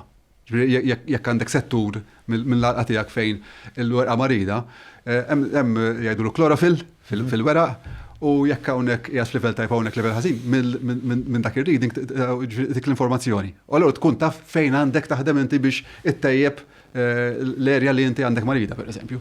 Kollox via satellite. Illum il-ġurnata u mbagħad dik id-data hemmhekk fejn jidħol l-AI. Li l-AI u mbagħad il-mod kif dik id-data tiġi maħduma u l-insight li tik hija affaxxinanti. Mbagħad ħatejnek ħafna, tifhem ġifieri kif issa tista' tawtomizza kif issa jiġifieri inti tista' tgħid isma' mela jien issa ħanqabbada dik l-informazzjoni ħanqabbada direttament jekk inti issaqi b'mod awtomatiku. U skont x'għandek bżonn, jiġifieri tixel il-pompi automatically, jiġifieri issa ovvjament Malta għandna settur agrikolu li huwa frammentat ħafna għax li iżgħar, jiġifieri mhux easy. Però xorta worth it li ssir Malta. Xorta worth it at least li jkollok id-data iva. Għax inti, anki għal-fat li inti taffejn għandek is-saqqi, ejja ngħidu għandek għalija għan-nisla. Il-loġika tajlek li l-ilma ħajja taraw u ħafna inqas. Ġifieri anki li tajt isma' jiena hawnhekk m'għandi bżonn insaqqi daqs kemm għandi bżonn hawnhekk, ġifieri diġà tifranka u però bidwi li qed jismara u jixtieq jimplementa biex tax-xogħol. Minn fejn jibda? Ovvjament, irrid jiltaqa' ma' ġifieri min jimplementahom daw is-sistemi. Dak li jgħidulhom mod tekniku jgħidulhom system integrators. Ġifieri huma nies, huma kumpaniji li jaħdmu fis-settur ta' teknoloġija li jistgħu jimplementawlek is-soluzzjoni from A to Z. Ġifieri għaw fl-arja tal-Internet of Things, ġifieri fil-waqt li fl-affarijiet l-oħra ħafna kumpaniji li qegħdin fl-IT u fit-teknoloġija. F'din l-erja huma ftit għadhom hawn Malta, ġifieri ngħidlek noddhom fuq idej waħda. Għaw kumpanija pereżempju li tiddiżinja u timmanufattura devices. Imma lokali, tajjeb, imma waħda. Ġifieri devices bħal daw is-sensors. Bħal daw is-sensor, pereżempju parking sensor pereżempju li inti għandek parking area, ipparkjajt mela qed jurik li issa minn 50 available spaces għandek 49. Dawn huma dik l-informazzjoni li tara fuq id-dashboard tiġi minn dawn is-sensors. Għalfejn huma daqshekk ftit il-kumpaniji? One għax ngħidu li jekk m'għandekx l-ambizzjoni għal mod internazzjonali, ġifieri speċjalment jekk inti timmanifattura, ġifieri diffiċli biex tagħmel business case lil daw il-kumpaniji f'Malta kollha jimmanifatturaw? Le, għandek kumpanija partikolari t-manufattura u imma b'ambizzjonijiet li t-esporta, ġifiri, u joħol u prodotti interessanti ħafna, ġifiri, they compete quite well ma' kumpaniji ta' size ikbar internazzjonali, ġifiri, għaw Malta għandna talent. Għaw Malta ġifiri jekk irridu li namlu xaġa nagħmlu tajba, nafu nagħmlu tajba. U fit-teknoloġija speċjalment. Għanna diversi success stories, ġifiri, diversi osma. Bidu ma l-ikbar success stories? Mill-lat ta' kumpanija, mill-lat ta' teknoloġija. Mill-lat teknoloġija għandek ġiex lati nara, hemm dawk li jagħmlu l-innovazzjoni għax joħolquh il-prodott u dawk għaw ftit ħafna ġifri l-inventiva biex toħloq. U ma ftit. Ma immaġna ma d-dinja kollha ma perċentwal żgħir. U ma perċentwal l-imprenditori li jivvintaw xi ħaġa ġdida. Imma bagħad għandek dawk li joħolqu soluzzjoni innovattiva, ġifieri is-sensors ma jkunx ħolqu, imma qabdu għamel soluzzjoni bih tajjeb u ħoloq xi ħaġa ġdida fis-suq. Emmek ija, emmek ikun sab applikazzjoni innovativa għal-teknoloġija. Emmek ija, emmek interessanti għafna. U għaw diversi, imma l-istess, ġviri fed najdu. Per eżempju, kumpanija li... Ġviri għaw daqsek ftit, sorry, konsettini jisem. Per eżempju, kumpanija interessanti li ġizbu, hemm kumpanija sema Green Roads, per eżempju. Green Roads, kumpanija Maltija, ġifiri li bbażata fuq on the AI side, imma jaħdem bl-IoT. Li bażikament dawn, jekk inti għandek kamera, minn dik il-kamera inti għandek il-visual, ġifiri il-footage, tajjeb. L-AI wara dak il-footage, da bażikament dak li qed jara jitrasformaw f'numri u f'patterns. Jiġifieri inti minn dik il-kamera tkun taf kemm għaddej in-nies, numri, jiġifieri dejjem ġbiex qed jagħti informazzjoni isma' għaddej John jew għaddej Kenneth, għaddej persuna. Karozzi. X'tip ta' karozzi, kemm karozzi, x'tip ta' karozzi, ambulanza, tajjeb, ġifieri, u id-direzzjonijiet isma' minn fejn ġejjin. U allura F'Malta nagħmlu użu minnhom daw. Iva diġà nagħmlu użu minnhom u fil-fatt jintużaw anke biex jgħinu fejn jidħol ippjanar ta' toroq pereżempju, li inti installajt kamera u tara minn fejn f'dik il-junction. Hemm x'imkien li tista' tgħidilna isma' dak il-post hemm il-Green Roads illi qed jagħmlu il-mestier tagħhom u l-affarijiet tjiebu. Għax inti kif tajjibhom li minn qed jiġi f'dik id-dejta, ġifieri li huma l-awtoritajiet, u mbagħad jimplementaw pereżempju jekk għandek junction, jippjanaw b'tali mod li isma' dik id-dejta rċevew u jgħidu isma' hawnhekk f'dal-100 metru jridu nagħmlu lights, hawnhekk irridu nagħmlu zebra cross. Ġirtejn anki biex tiddisinja inti l-infrastruttura tiegħek. Interessanti dik kumpanija partikolari għax hija Maltija, ta' ġifiri mibnija minn nis Maltin, tajib, u il-prodott jista' jintuża anki b'mod innovattiv ħafna, fl-imsens. Per eżempju... Però għaddu bżonn jiġi applikat iżjed għax sintendi għadna waħlin fit-trafik. Le, użgur li tista' tapplikaħ b'mod inti l-użu tagħha fejn tista' tapplikah. U li għadu b'mod li mhuwiex applikat, imma jista' jiġi applikat. Pali, inti tkun ġo fi trafik, unbattajt kemm hawn trafik, unbattajt għaw tal-lesa u ta' trafik, għedin jiddiriġu trafik. Imma daw jiddiriġu b'mod għami, fl-imsens, għax inti jaraw serbut karozzi li weħel, iwaqqaf ġej minn dinnaħa u tibda tajt għaddi minn dinnaħa. Din l-informazzjoni li kieku inti għandek drone, li tellajtu b'kamera u taf li dak li ġej minna wara waħda għandek serbut ta' 50 karozza u tajt isma' eddi count of 50. Jien ħammexxi dan il-lejn. Għal-volja b'mod manwali, ġifieri biex qed ngħidu isma' automizzajt li inti kollox bil-lights, qed ngħidu wkoll għall-volja tuża n-nies. L-uffiċjal qed jirċievi l-informazzjoni. Hemmhekk diġà qed Imma qed tiġi utilizzata. Le, minn dak il-lat għadha mhix. Imma ovvjament l-intenzjoni tal-applikazzjoni tagħha hija hemmhekk għax ikunu teknoloġiji innovattivi. Kemm ilha formata dil-kumpanija għandek amment? Kemm m'għandix amment, ġifieri semmejta ġifieri għax naf li hija kumpanija fl-innovazzjoni bħal dawk hemm. U qed insaqsi naqra mistoqsijiet speċa nistaqsi naqra mistoqsijiet dwarha. Anka għax ovvjament id-nies jinteressaw ħafna li l-problema ta' traffiku nibdew insibu la tarf. U jiena nemmen li t-teknoloġija tista' tina ftit aċċess għal ftit soluzzjonijiet. Tista' tina mhux ftit, tista' tina ħafna l-opinjoni. U għalhekk importanti li anke mill-lat ta' pajjiż ikun ta' sosten għal dawn il-kumpaniji li jkunu innovativi għax mhux easy biex tkun kumpanija innovativa ġo pajjiż żgħir. X'hemm bżonn biex ikollna iżjed kumpaniji innovattivi, x'hemm bżonn? Naħseb hemm il-lat personali li ikunu iktar iridu intrapriża milli ġob naħdem ma' xi ħadd. Għax inti biex toħloq trid ikollok dik l-ambizzjoni li qed toħloq xi ħaġa li fis-suq tista' tinbih. Allura, ġifieri inti fl-aħħar mill-aħħar dejjem ħajkun hemm business warajha.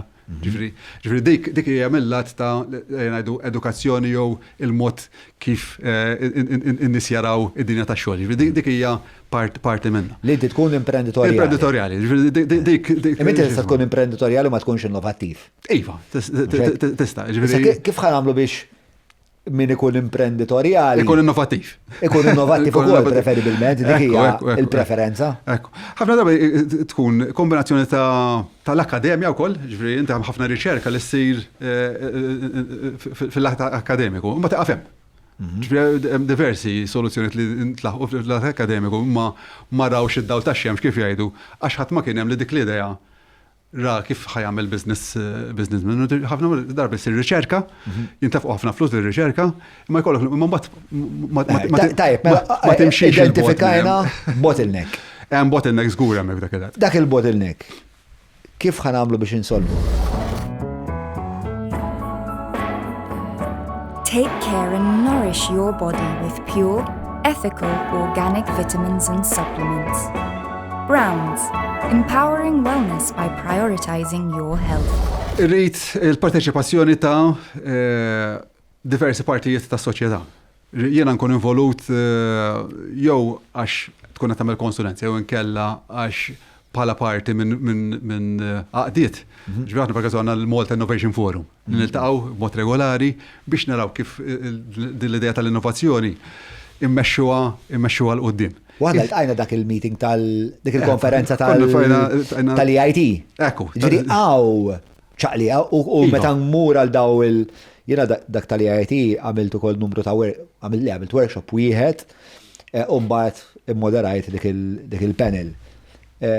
U dejjem inkun hekk kif tajt, mhux sorpriż hija l-kelma, ma nuħu gost illi nara ħafna nies illi għandhom daw l-aspirazzjonijiet ta' innovazzjoni.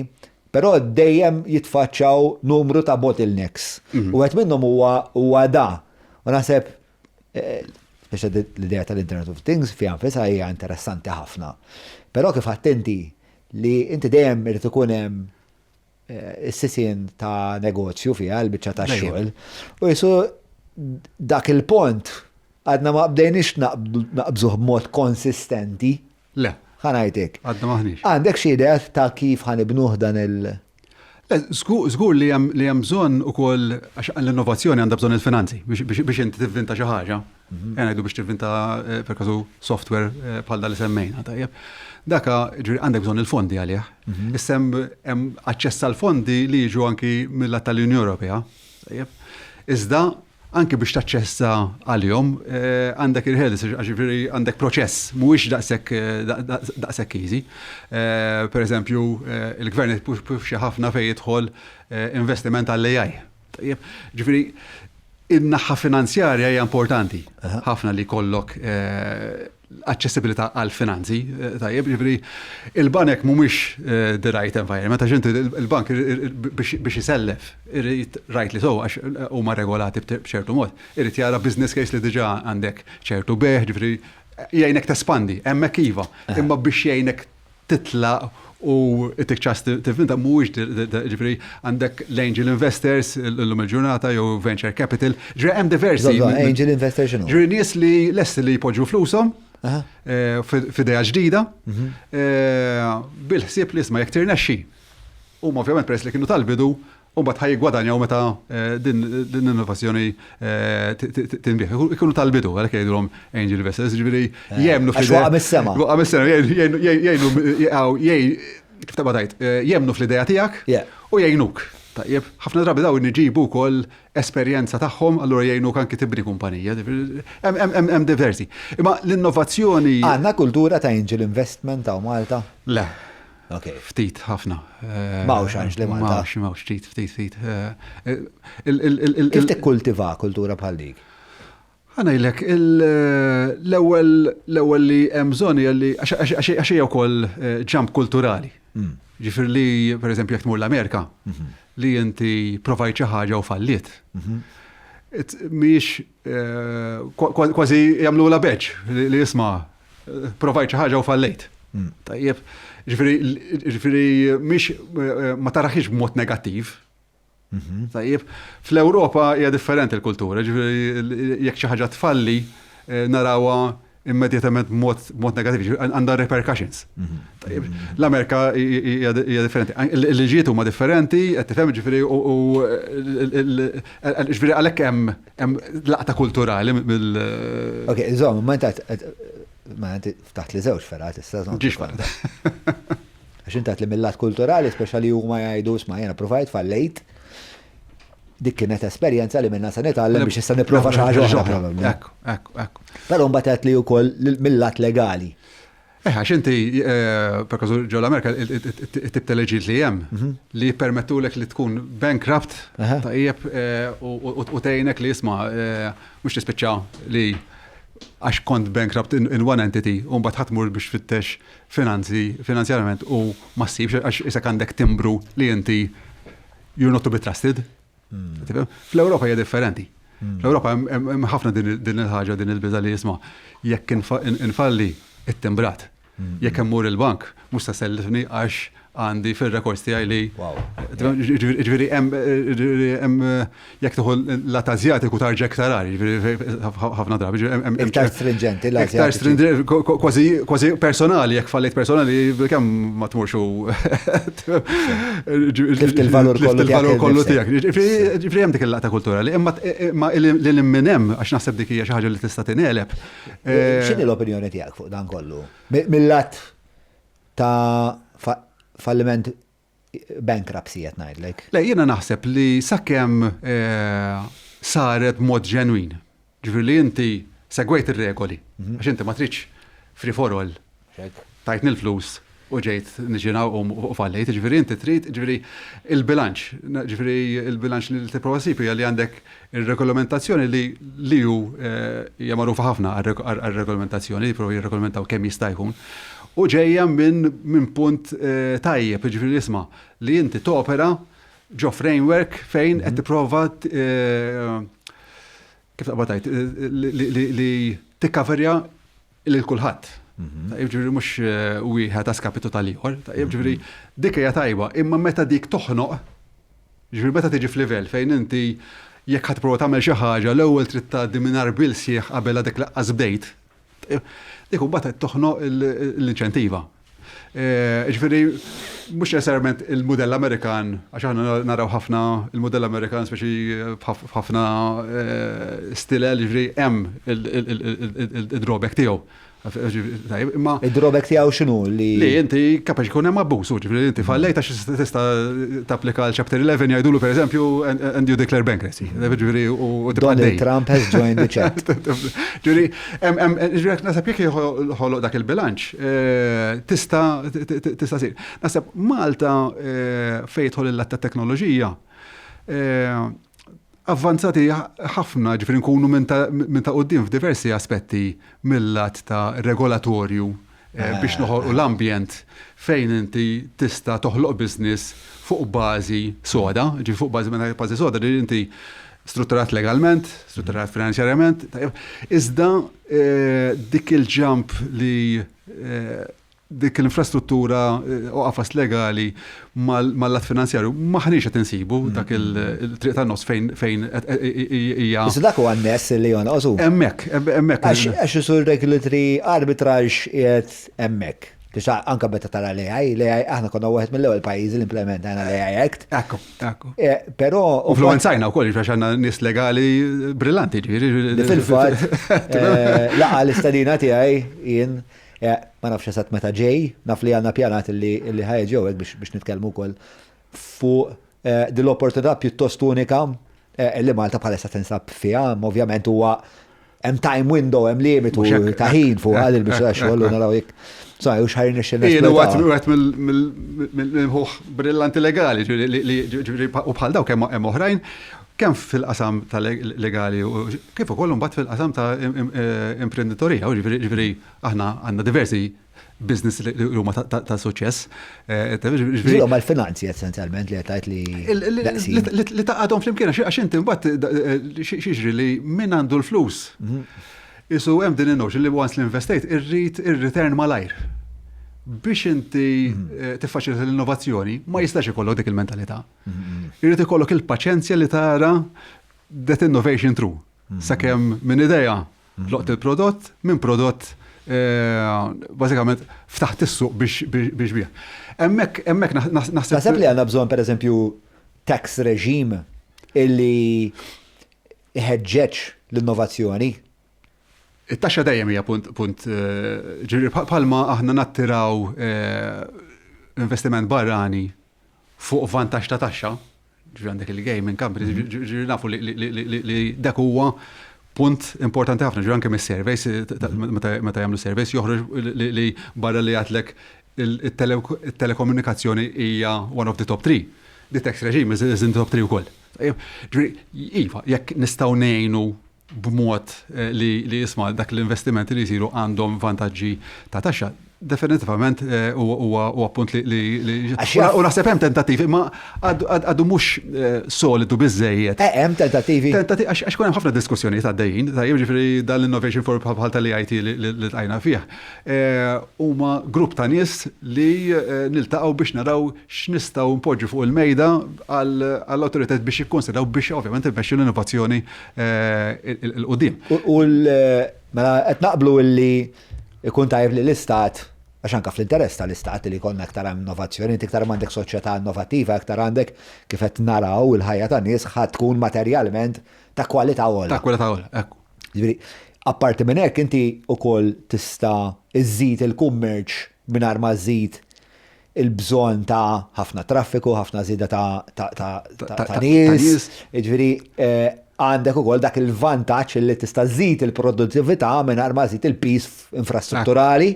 U qed iżid produttività ġo oġġetti ta' valur miżjud, ġifieri inti qed tilab at the top level ta' fejn għandek il-kwalità. Qed iżid imbagħad ix-xogħlijiet għaż-żgħażagħ Maltin illi jistgħu jitlu f'impriżi illi huma aspirazzjonali ħafna, illi jistgħu jservu wkoll ta' springboard għal karriera anke internazzjonali.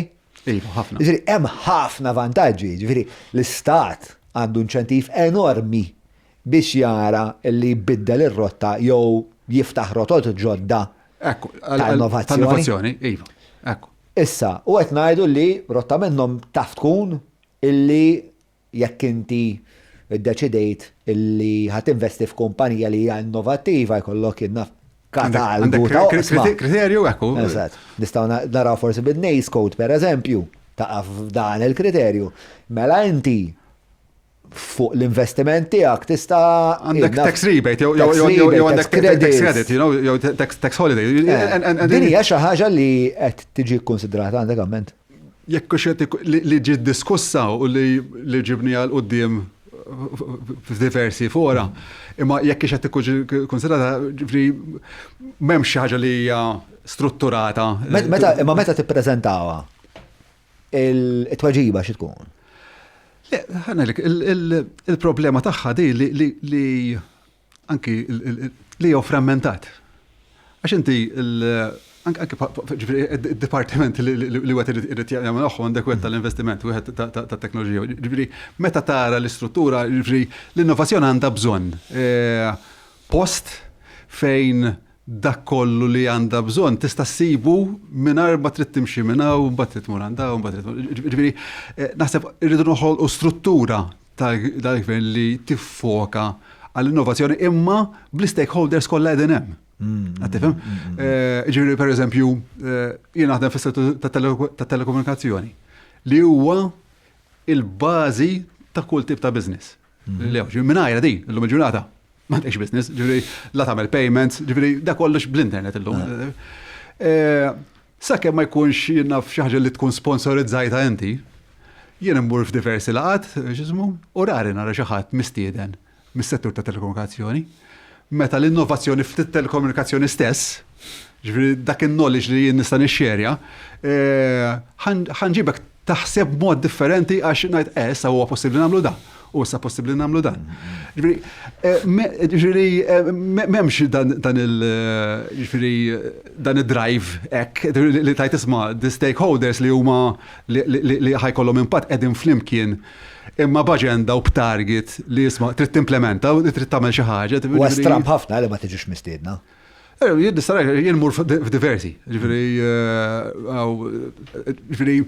tinduna, ġifieri hemm nuqqas, anki nies li huma ġifieri fl-infrastruttura li hija vitali, ġifieri l-elettriku huwa vitali. Il-bażi ta' fuq xiex dawn jimbnew. Noħdukom for granted. Taħdu for granted. Issa mhux taqtawna kollox.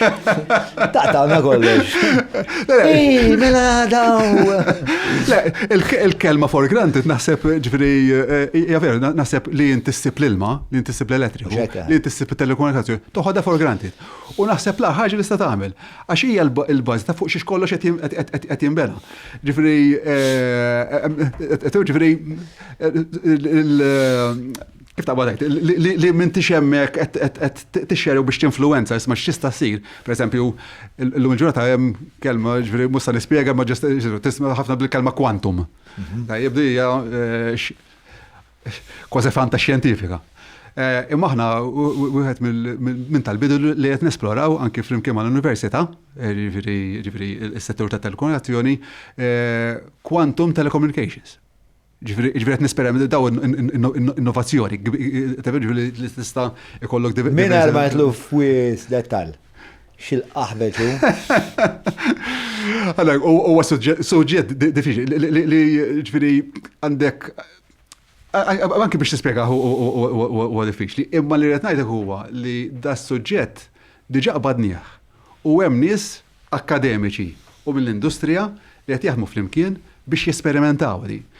U nisa nkunu ta' pionieri anki fuq livell ta' Unjoni Ewropea. Mela, apart it-tax regime, l-istat jista' jagħmel xi ħaġa oħra biex jagħti daqqatit, jagħti spinta l qudiem l-innovazzjoni? L-istat dej, meta ngħidu l-istat, ġifieri għax ħafna nies jgħidu isma' jien ma tinteressnix il-politika, għax narawha b'mod partiġan. Imma l-ħajja tagħna effettwata mill-politika f'kull ħaġa. Għax il-liġijiet isiru mill-politika, ġifieri f'kollox hemm il-gvern iġġestixxi. Eżattament. Jeleġġi nies biex iġġestixxu. Ġifieri dik dejjem hemmhekk. Ġifieri l-istat huwa kruċjali. Issa x'jista' jagħmel hemm diversi idejat, iżda il-lat tal-finanzi huwa wieħed minnhom. Għandek per eżempju il-lat tal-finanzi billi jeżentik mit-taxxa b'xi mod. Imma għandek ukoll isma' l-istat huwa wkoll l-ikbar xerrej. Ġifieri l-ikbar klient ta' diversi kumpaniji tajt huwa l-gvern. Għalfejn, għax jien ministra l-pajjiż u allura jekk jien għandi bżonn nemur bażiku. Jekk il-kumpanija għandha bżonn roll toilet paper biex ikollok il-toilet paper għal l-entitajiet kol tal-gvern għandek bżonn massa. Bl-istess ħaġa hija għal kwalunkwe ħaġa oħra, ġifieri. U allura jiena nemmen li jekk il-gvern jinċentiva li meta jixtri waħda mill-kriterji ta' tender, per eżempju, ikun li irrid ikun xi ħaġa li hija innovattiva u jekk tkun maħluqa Malta intik vantaġġ b'xi mod, ġifieri għax Intik vantaġġ darbtej jekk hija innovattiva u innovattiva minn Malta. Minn Malta. Issa ovvjament hemm il-liġijiet ġifieri bħal dejjem hemm level playing field, ġifieri trid tarhom. Imma li rrid ngħid huwa li il-gvern jista' jinfluwenza. Żgur, għax jekk inti qed tippremja l-innovazzjoni. Bomba. Jiena naħseb li jekk in the tender documents inti tgħid isma' li qed tur innovazzjoni f'din. Għax inti jista' jkun li tixtri da servizz. Imma f'daqqa waħda ħarġet idea ġdida li isma' ħadd ixtri b'mod differenti imma ħajkun innovattiv u għandu iktar vantaġġi. Jiena naħseb li diktejn. U għalhekk hemm bżonn dik l-idea li kellek inti li tikollok uffiċċju jew entità illi tikkonċerna ruħha mill-innovazzjoni. Xubad dik tista' tiġi integrata Mhux hekk? fil-procurement u ikun hemm dal-uffiċċju li Hemm evalwazzjoni. qed jara il-procurement process u qed jgħid isma' fl-appalt qed ikun hemm ukoll li pereżempju jekk ħanġibu dal-AC, ikun hemm insomma daw setta parametri li qed jopera madwarhom. Għax hekk inti jekk tbiddilha l-kultura. Ma qed ngħidu tax reġim u li l-procurement ikun b'tali mod illi jikkonsidra l-innovazzjoni bħala upside. Bħala upside. Mela. U minnaħat tal-banek fil-verità, ġat li jisma daw diffiċli biex jiselfu idea illi ma nafux fl-ħar mill-ħar jek taħħu xħataħdem li fid-dinja. Taħseb li hemm jekk forsi ma jkunx hemm minn l-infanzja, ma nafx, hemm xi punt fil-proċess fejn tħoss li l-banek f'Malta jeħtieġ li jinnovaw ftit ruhom sabiex jistgħu jkunu iżjed ta' soluzzjoni jew iżjed ta' appoġġ għall-innovazzjoni. Fis-settur bankarju hemm l-innovazzjoni fi anfisha imma fl-aħħar mill-aħħar dawn qed joperaw taħt reġim ta' regoli li huwa stret ħafna. Ġej minn diversi esperjenzi fil-passat li allura daħal livell ta' compliance li huwa massiv. U allura meta bank jikkonsidra jsellef, għandek kriterji li bil-forsi irid jiżmu. Meta għandek idea ġdida, li daħafna vera meta jkollok idea ġdida, laqas tkun għandek, laqas tkun għamil studju ġieli pereżempju x'inhu s-suq tiegħi. Kemm nista' nikber, għadek qed idea level u ġifieri u trid tagħmilhom dawn l-affarijiet. Naħseb li mhuwiex dirajt fik, il-bank ħad tkun diffiċli ħafna, anki bl-intenzjonijiet kollha li jixtieq. Xorta ħad tkun għax irid jiffollowja ċertu regoli. Mhux qed ngħid qatt ma ssir, imma fl-istadju ta' startup, għax inti l-innovazzjoni jista' jkun stadju ta' startup, jew inkella mbagħad stabbilixxejt ruħek u allura issa pereżempju trid tespandi. Jekk hija biex tespandi, il-bank inti diġà għandek klijentela, allura ħaddih informazzjoni soda fuq xi jista' iselfek għax qed jara storja. Jekk m'hemmx dik l-istorja, hija diffiċli ħafna bis-settur bankarju tradizzjonali li faċilita dan. Ġifieri qed uffiċċju xi ħadd li huwa għandu inqas verżjoni tar-riskju. Eżattament. U bħal dawk hemm hemm dak li venture capital, ġifieri hemm fondi ta' investiment li x-xogħol tagħhom huwa fl-innovazzjoni. U venture capitalism f'Malta huwa popolari? Hawn ftit, ġifieri ma mhuwiex laqas mhuwiex il-massa. Ftakar f'Malta ħafna mill-business huma family businesses li għandhom interessi f'diversi setturi, ġifieri proprjetà, hotels, teknoloġija, ġifieri retail, ġifieri ħafna drabi dawn huma ġifieri n-nies li ħadu riski f'diversi setturi u għandhom daw id-diversi setturi li operaw fihom. Ovvjament dawn interessati ħafna fl-innovazzjoni, ġifieri meta titkellem ma' dat tip ta' imprendituri, nixtieq l-investi fit-teknoloġija, fl-innovazzjoni. Iżda li nsib huwa li min qiegħed jagħmel innovazzjoni mhux f'livell ta' maturità biżżejjed li meta jmur biex jippreżenta business case, għax inti meta l-ewwel qed tbieħ lilek innifsek. Ġifieri inti jekk inti imprenditur l-ewwel trid qed tafda li ġej l-idea. Għad għandna ħafna x'nitalmu f'dak l-aspett li nikbru b'mod holistiku. Mhux ġast l-idea u t-teknoloġija li naf nippreżenta u naf nippreżenta n-numri. Nifhem x'inhu huma n-numri. N-numri finanzjarji. Ħafna nies isibuha diffiċli f'dil ħaġa. Allura jkollhom bżonn għajnuna. Allura jekk issib għajnuna, ssib nies professjonali li jgħinuk biex inti għax inti ma tkunx jekk inti teknoloġiku. Ħafna darba ma tkunx tifhem ħafna fil-finanzi. Jew tifhem ftit. Trid nies professjonali li jgħinuk. Hemmhekk iva, hemmhekk u bat għax ovvjament għandek tim miegħek li meta tmur tippreżenta l-idea min qed jara on the other side. Qed jara xi ħaġa li hija strutturata. Ħadda ditur interessanti ħafna. Ħafna mill li ma konx qed nistenni, imma naħseb illi joħloq sfond interessanti ħafna. Għax fl-aħħar mill-aħħar qed nitkellmu fuq l-innovazzjoni, ġifieri tajjeb li nistaqsu kif nista' jkollna ambjent fej l-innovazzjoni jkun iktar akkult. Ħammur lura sal-Internet of Things. Iva, dak is-suġġett primarju tal-lum. Konna nitkellmu fuq l-idea li inti minħa id-device jaqbad id-data u jitfaħħa fuq dashboard. Biex dak huwa traġitt mid-DLA. U mbagħad id-dashboard qed tittik l-informazzjoni biex inti tu deċiżjonijiet. Eżatt, issa. Però tkellimna dwar issa b'mod li qed nitkellmu fuq oġġett wieħed. Per eżempju l-iskart f'tali post. Issa. Però minn dik id-data kollha inti qed tista' wkoll tifhem patterns fuq livell ta' soċjetà, fuq livell ta' pajjiż. U tista' tieħu nimmaġina deċiżjonijiet ħafna iktar sistemiċi. Kif nistgħu nieħdu vantaġġ minn dik id-data kollha mbagħad.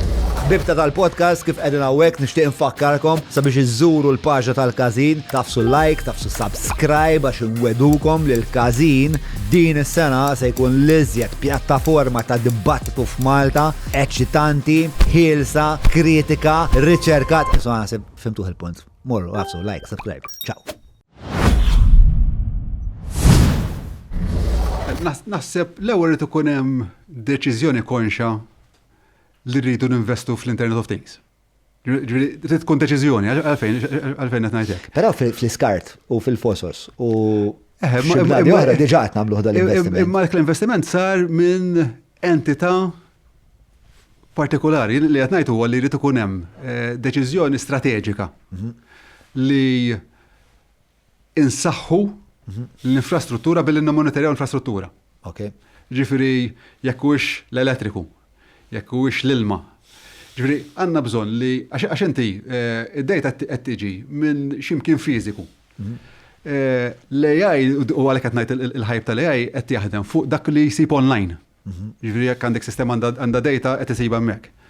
Iżda biex isibha hemmhekk trid tinġibed minn x'imkien. Jekk hux qed tinġbed minn sistema ta' computers ġo business huwa one thing.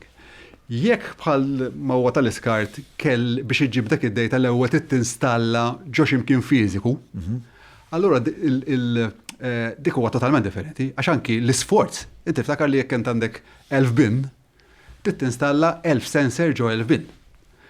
Għandek traġitt sakemm tasal f'dak il-punt, ġifieri l-ewwel ikun hemm deċiżjoni strateġika fuq livell ta' pajjiż li rridu li nagħmlu l-investiment f'dan is-settur biex jekk huwiex il-parks li għandna.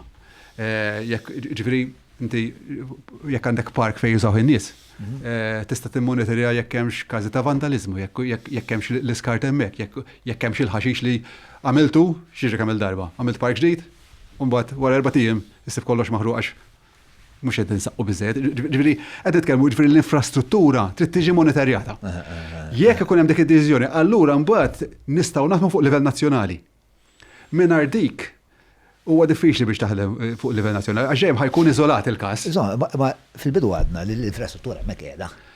Il-konnettività hemmhekk, il-konnettività qiegħed hemmhekk, it-teknoloġija teżisti. Il-teknoloġija teżisti, imma mbagħad trid biex tagħmilha fil-prattika, trid tinstalla. Ġifieri li jonqosna huma daw is-sensors li jgħaddu mad-dashboard. Kameras, whatever it is. Ġifieri hemmhekk jekk inti trid ikollok impatt fuq livell ta' nazzjon.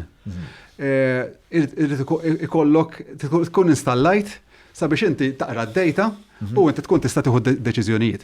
Ġifieri għalhekk tkellimna fuq każijiet iżolati għax kull każ tużu għandu il-partikolarità tiegħu. Jekk huwa it-traffic li inti tikkonnetta il-kameras kollha tal-pajjiż jew tinvesti fiktar kameras. Issa min jiġi fuq Surveillance. Fuq il-surveillance tajjeb. Ma għal-moment Insa il-punt ta' surveillance. Imma għax inti jista' jkollok dik id-data mingħajr mu qed tirreġistra il-persuna. Qed tirreġistra n-numri. Tajjeb. Hemmhekk trid ikollok sens konxu dajt isma' jiena biex intejjeb l-infrastruttura ta' traffiku kif nista' għandi bżonn li dawk il-kameras nikonnettom u nagħmel iktar għax għandi postijiet fejn m'għandix idea x'qed jiġri. L-investiment isir dak ġifieri tkun hemmhekk allura huwa bażi nazzjonali f'daqqa waħda taf kemm għaddej traffic f'dak il-ħin minn dak il-junction, ġifieri hemmhekk imbagħad tibda dik id-dejta tibda tagħmilha b'tal mod li tista' tgħinek tmexxi. Aħna neqsin minn dak. Hemm xi setturi partikolari li taħseb li vera tista' tgħinha l-big data? Mela, mill-alternativ, żgur li s-settur ta' traffiku huwa rajp għalih, ġifieri għandek l-IoT u l-AI flimkien daw jistgħu ġifieri dikka. Onestament mhux qed nifhem għalfejn ma saritx il-biċċa tax-xogħol. Għax mhu tiskomoda l-ħadd billi tagħmilha, fis-sens dan mhux bħal inaf pereżempju hemm miżuri illi biex tnaqqas it-traffiku pereżempju trid tagħmel il-parking bil-ħlas. U ovvjament di politikament hija problematika. U hemm miżuri oħrajn insomma punittivi. Di mhux punittiva. Anzi tinerfaqa. U ġabdew, ġabdejna, imma għalhekk qed ġifieri bħal dal-każ biex inti jkollok impatt fuq livell nazzjonali, l-infrastruttura tiegħek trid tiġi monitorjata. U da tista' timmonitorjhom. Ma taspija każ ta' flus? Mhux neċessarjament, ġifieri li l-flus hija l-problema, hija iktar viżjoni.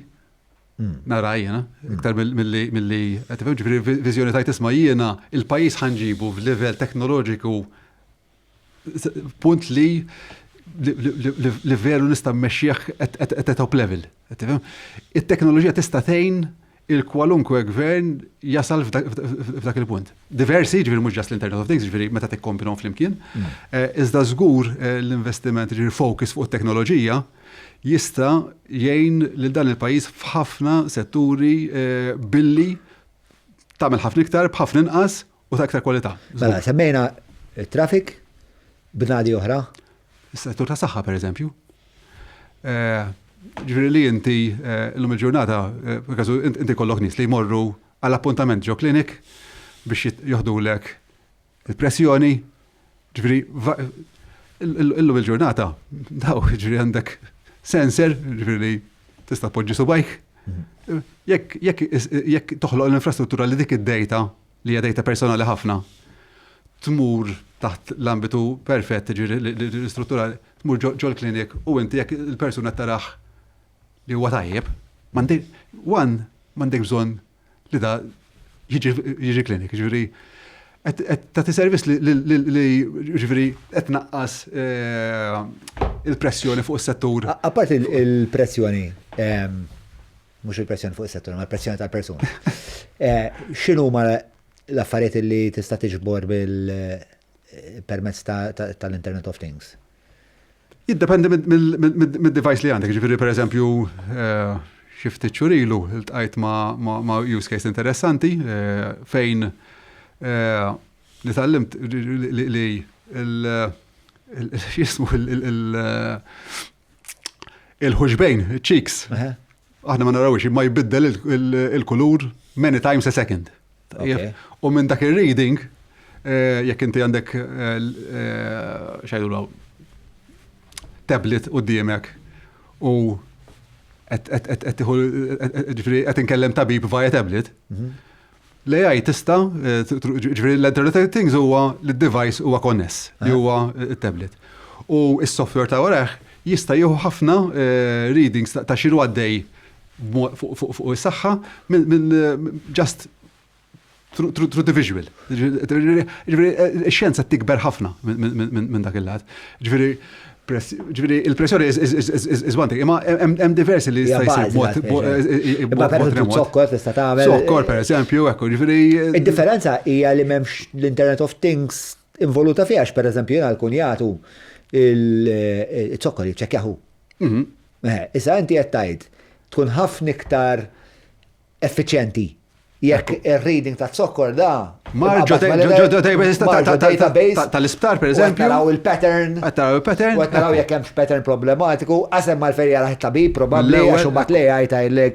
Issa ma tistax tagħmel hekk f'kollox għax ovvjament jiddependi imma hemm ħafna. Hemm ħafna x'tista' tagħmel billi inti dik id-dejta taqra mid-dar pereżempju. Tifhem ġifieri.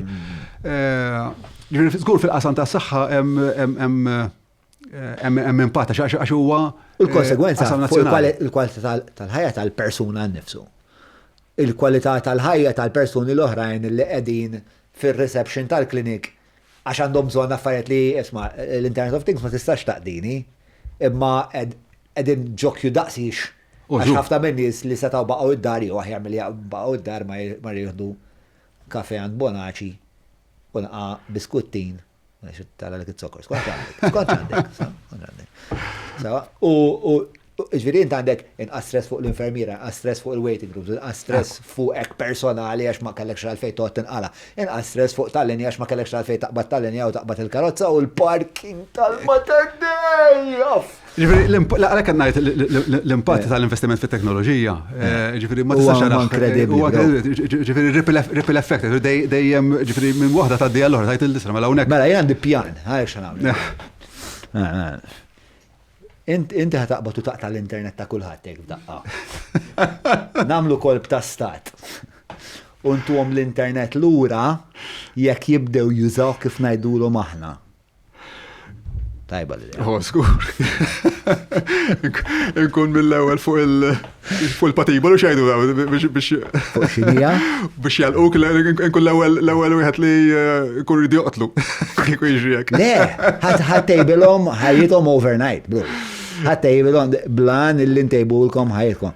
Benevolent dictatorship via technology. Love it. Perfett, nikbu ktib. Mela, qed ngħidu t-traffiku jista' jibbenifika, is-saħħa tista' tibbenifika, nista' nimmaġina ħafna idejat oħrajn.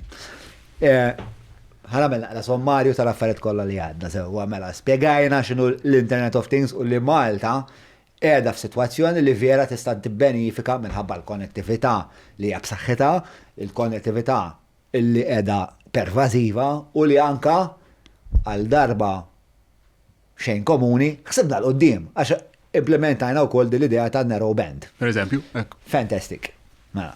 It-teknoloġija teżisti, ġifieri daw is-sensors milli nista' nifhem, it-teknoloġija tagħhom dejjem qed titjieb u nimmaġna allura dejjem qed isir irħas.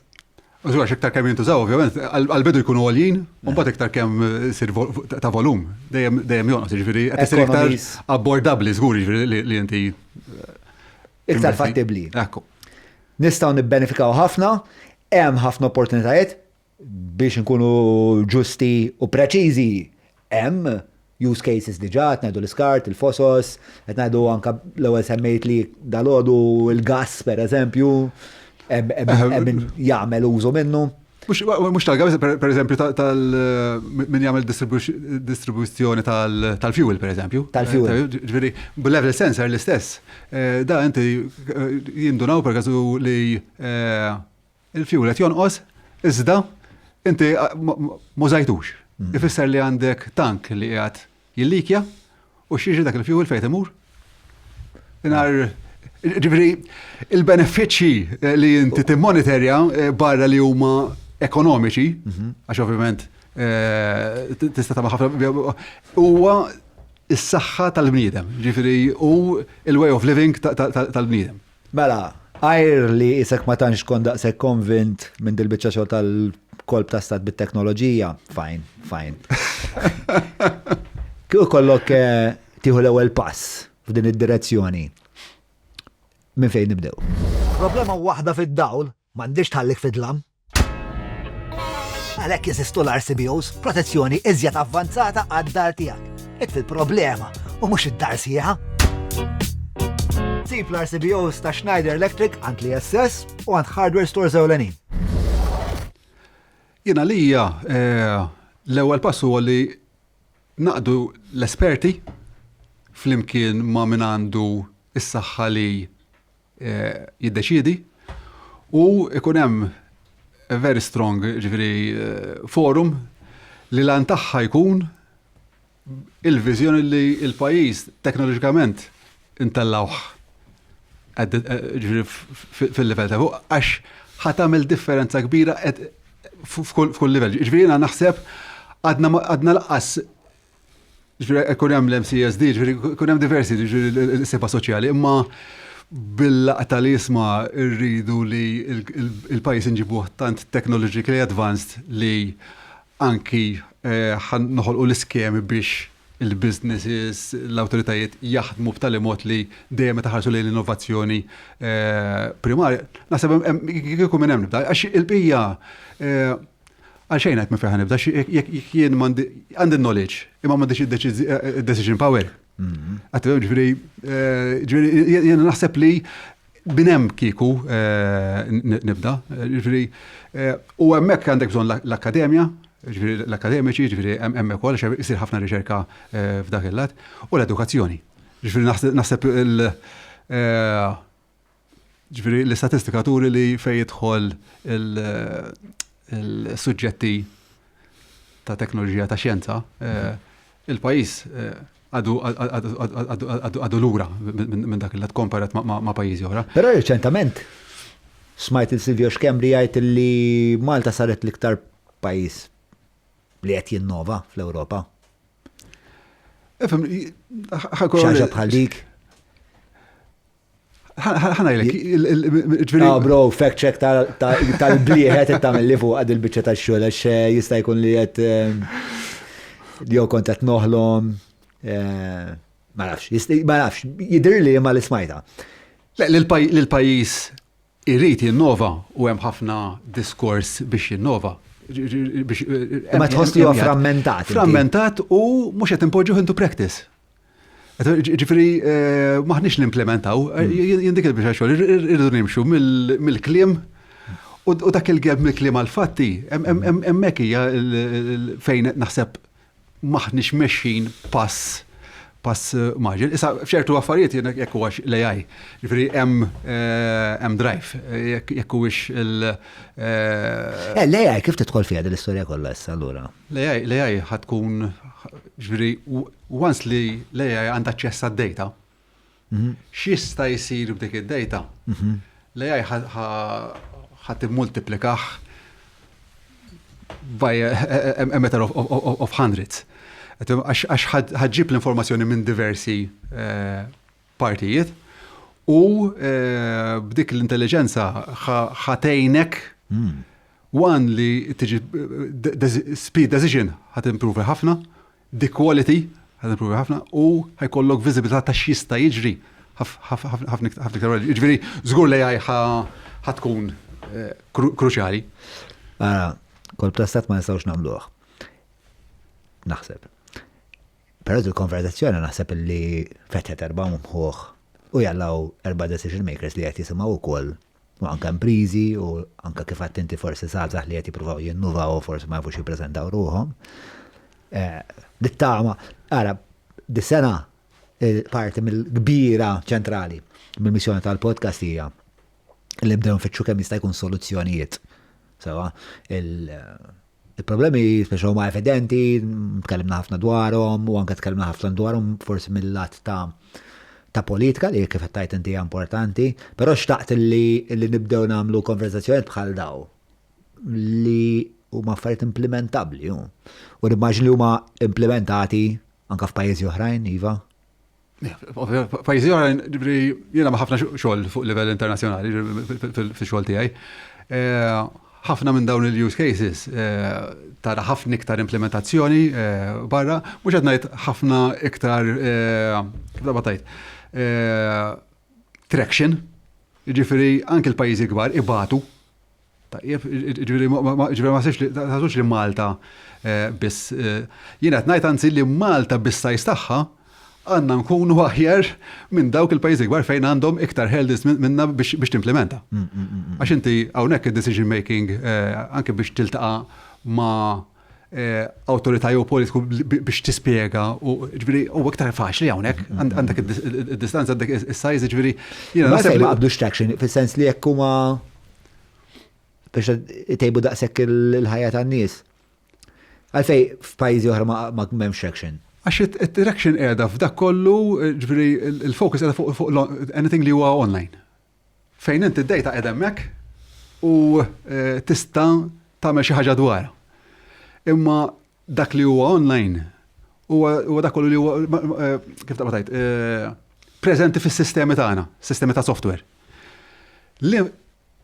Imma hemm pereżempju bliet li abbraċċaw. Ija, fil-fatt il-kunċett ta' smart city.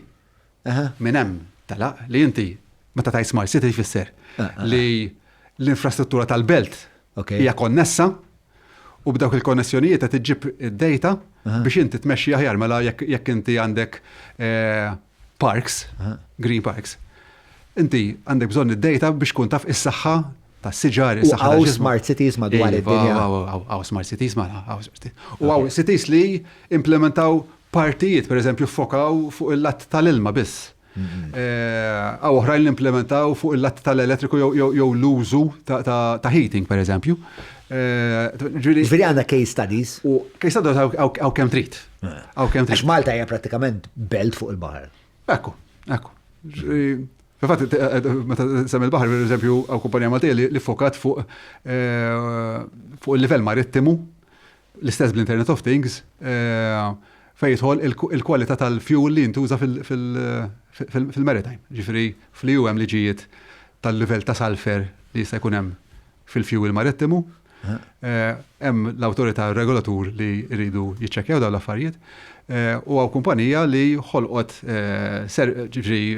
innovazzjoni fejn għandha equipment li jkun f'dawn il-bagi l-kbar.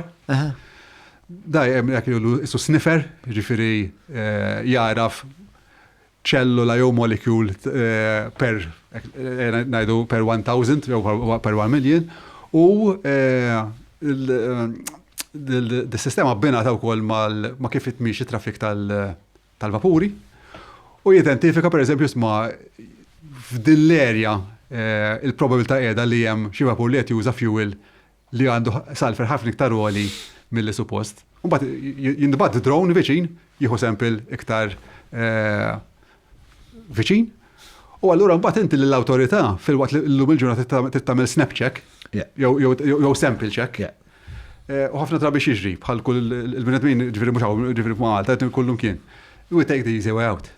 Aħna nagħmlu sample checks ta' kumpaniji li wisraw li jkunu listed fuq l-stock exchange li daw ma jistgħux jaffordjaw li jusaw fuel li mhux ta' kwalità, u allura inti tajt isma' jiena iċċekkjajt 10% tal-vapuri li jitlu Malta u tajbin daw għax ovvjament dawn huma kumpaniji kbar, ma tiċċekkjax dawk li qed jagħmlu l-abbuż.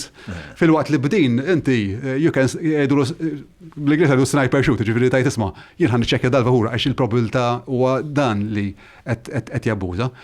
That's Internet of Things, ġifieri għandek device tajjeb li l-anti huwa ġifieri biex iġib id-data tal-kwalità tal-arja f'dik l-erja, but id-data through SM card fuq dashboard u taf isma' mela issa qed ngħin ir-regolatur jimplementa ir-regolament tal-EU. Hija kif ħadd ġifieri anke f'dak is-setturi huma huwa interminabbli. U din hija wkoll kumpanija Maltija, ġifieri li nħolqot minn inġinier Malti, ġifieri għalhekk qed ngħid ġifieri hawn innovazzjoni mhux mawx irridu ħafna iktar. Nbidlu l-kultura. All right, mela tal-ġennu. Grazzi ħafna. Grazzi tal-istadina. Ħadd bażiw. ħafna, l-ewwel darba kont fuq podcast. L-ewwel darba vera? L-ewwel darba, ġifieri. Ma l-ewwel qatt.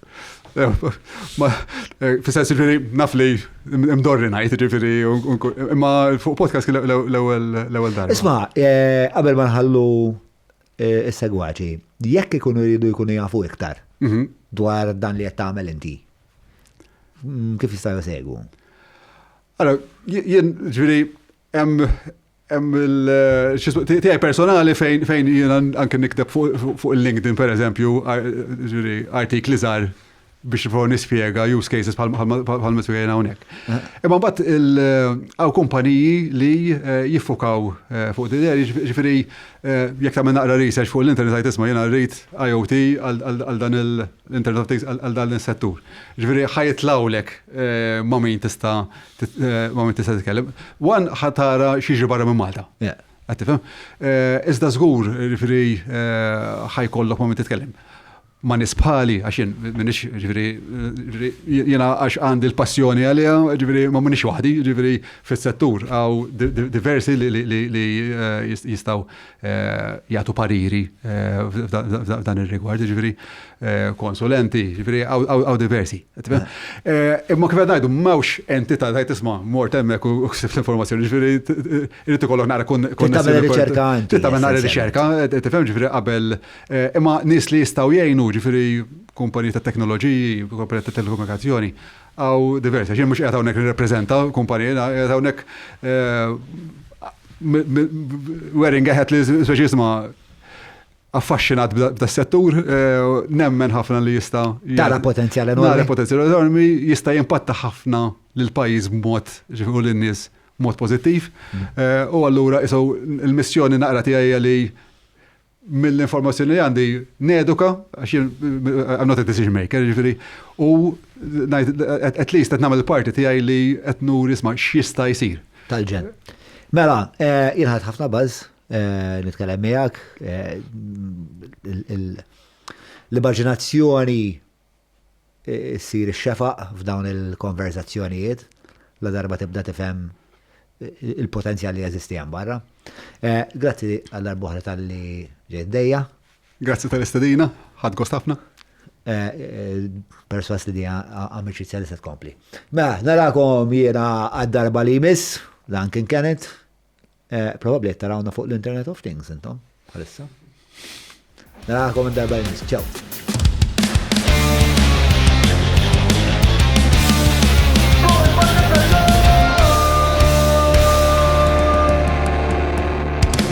Mela, tlaqna?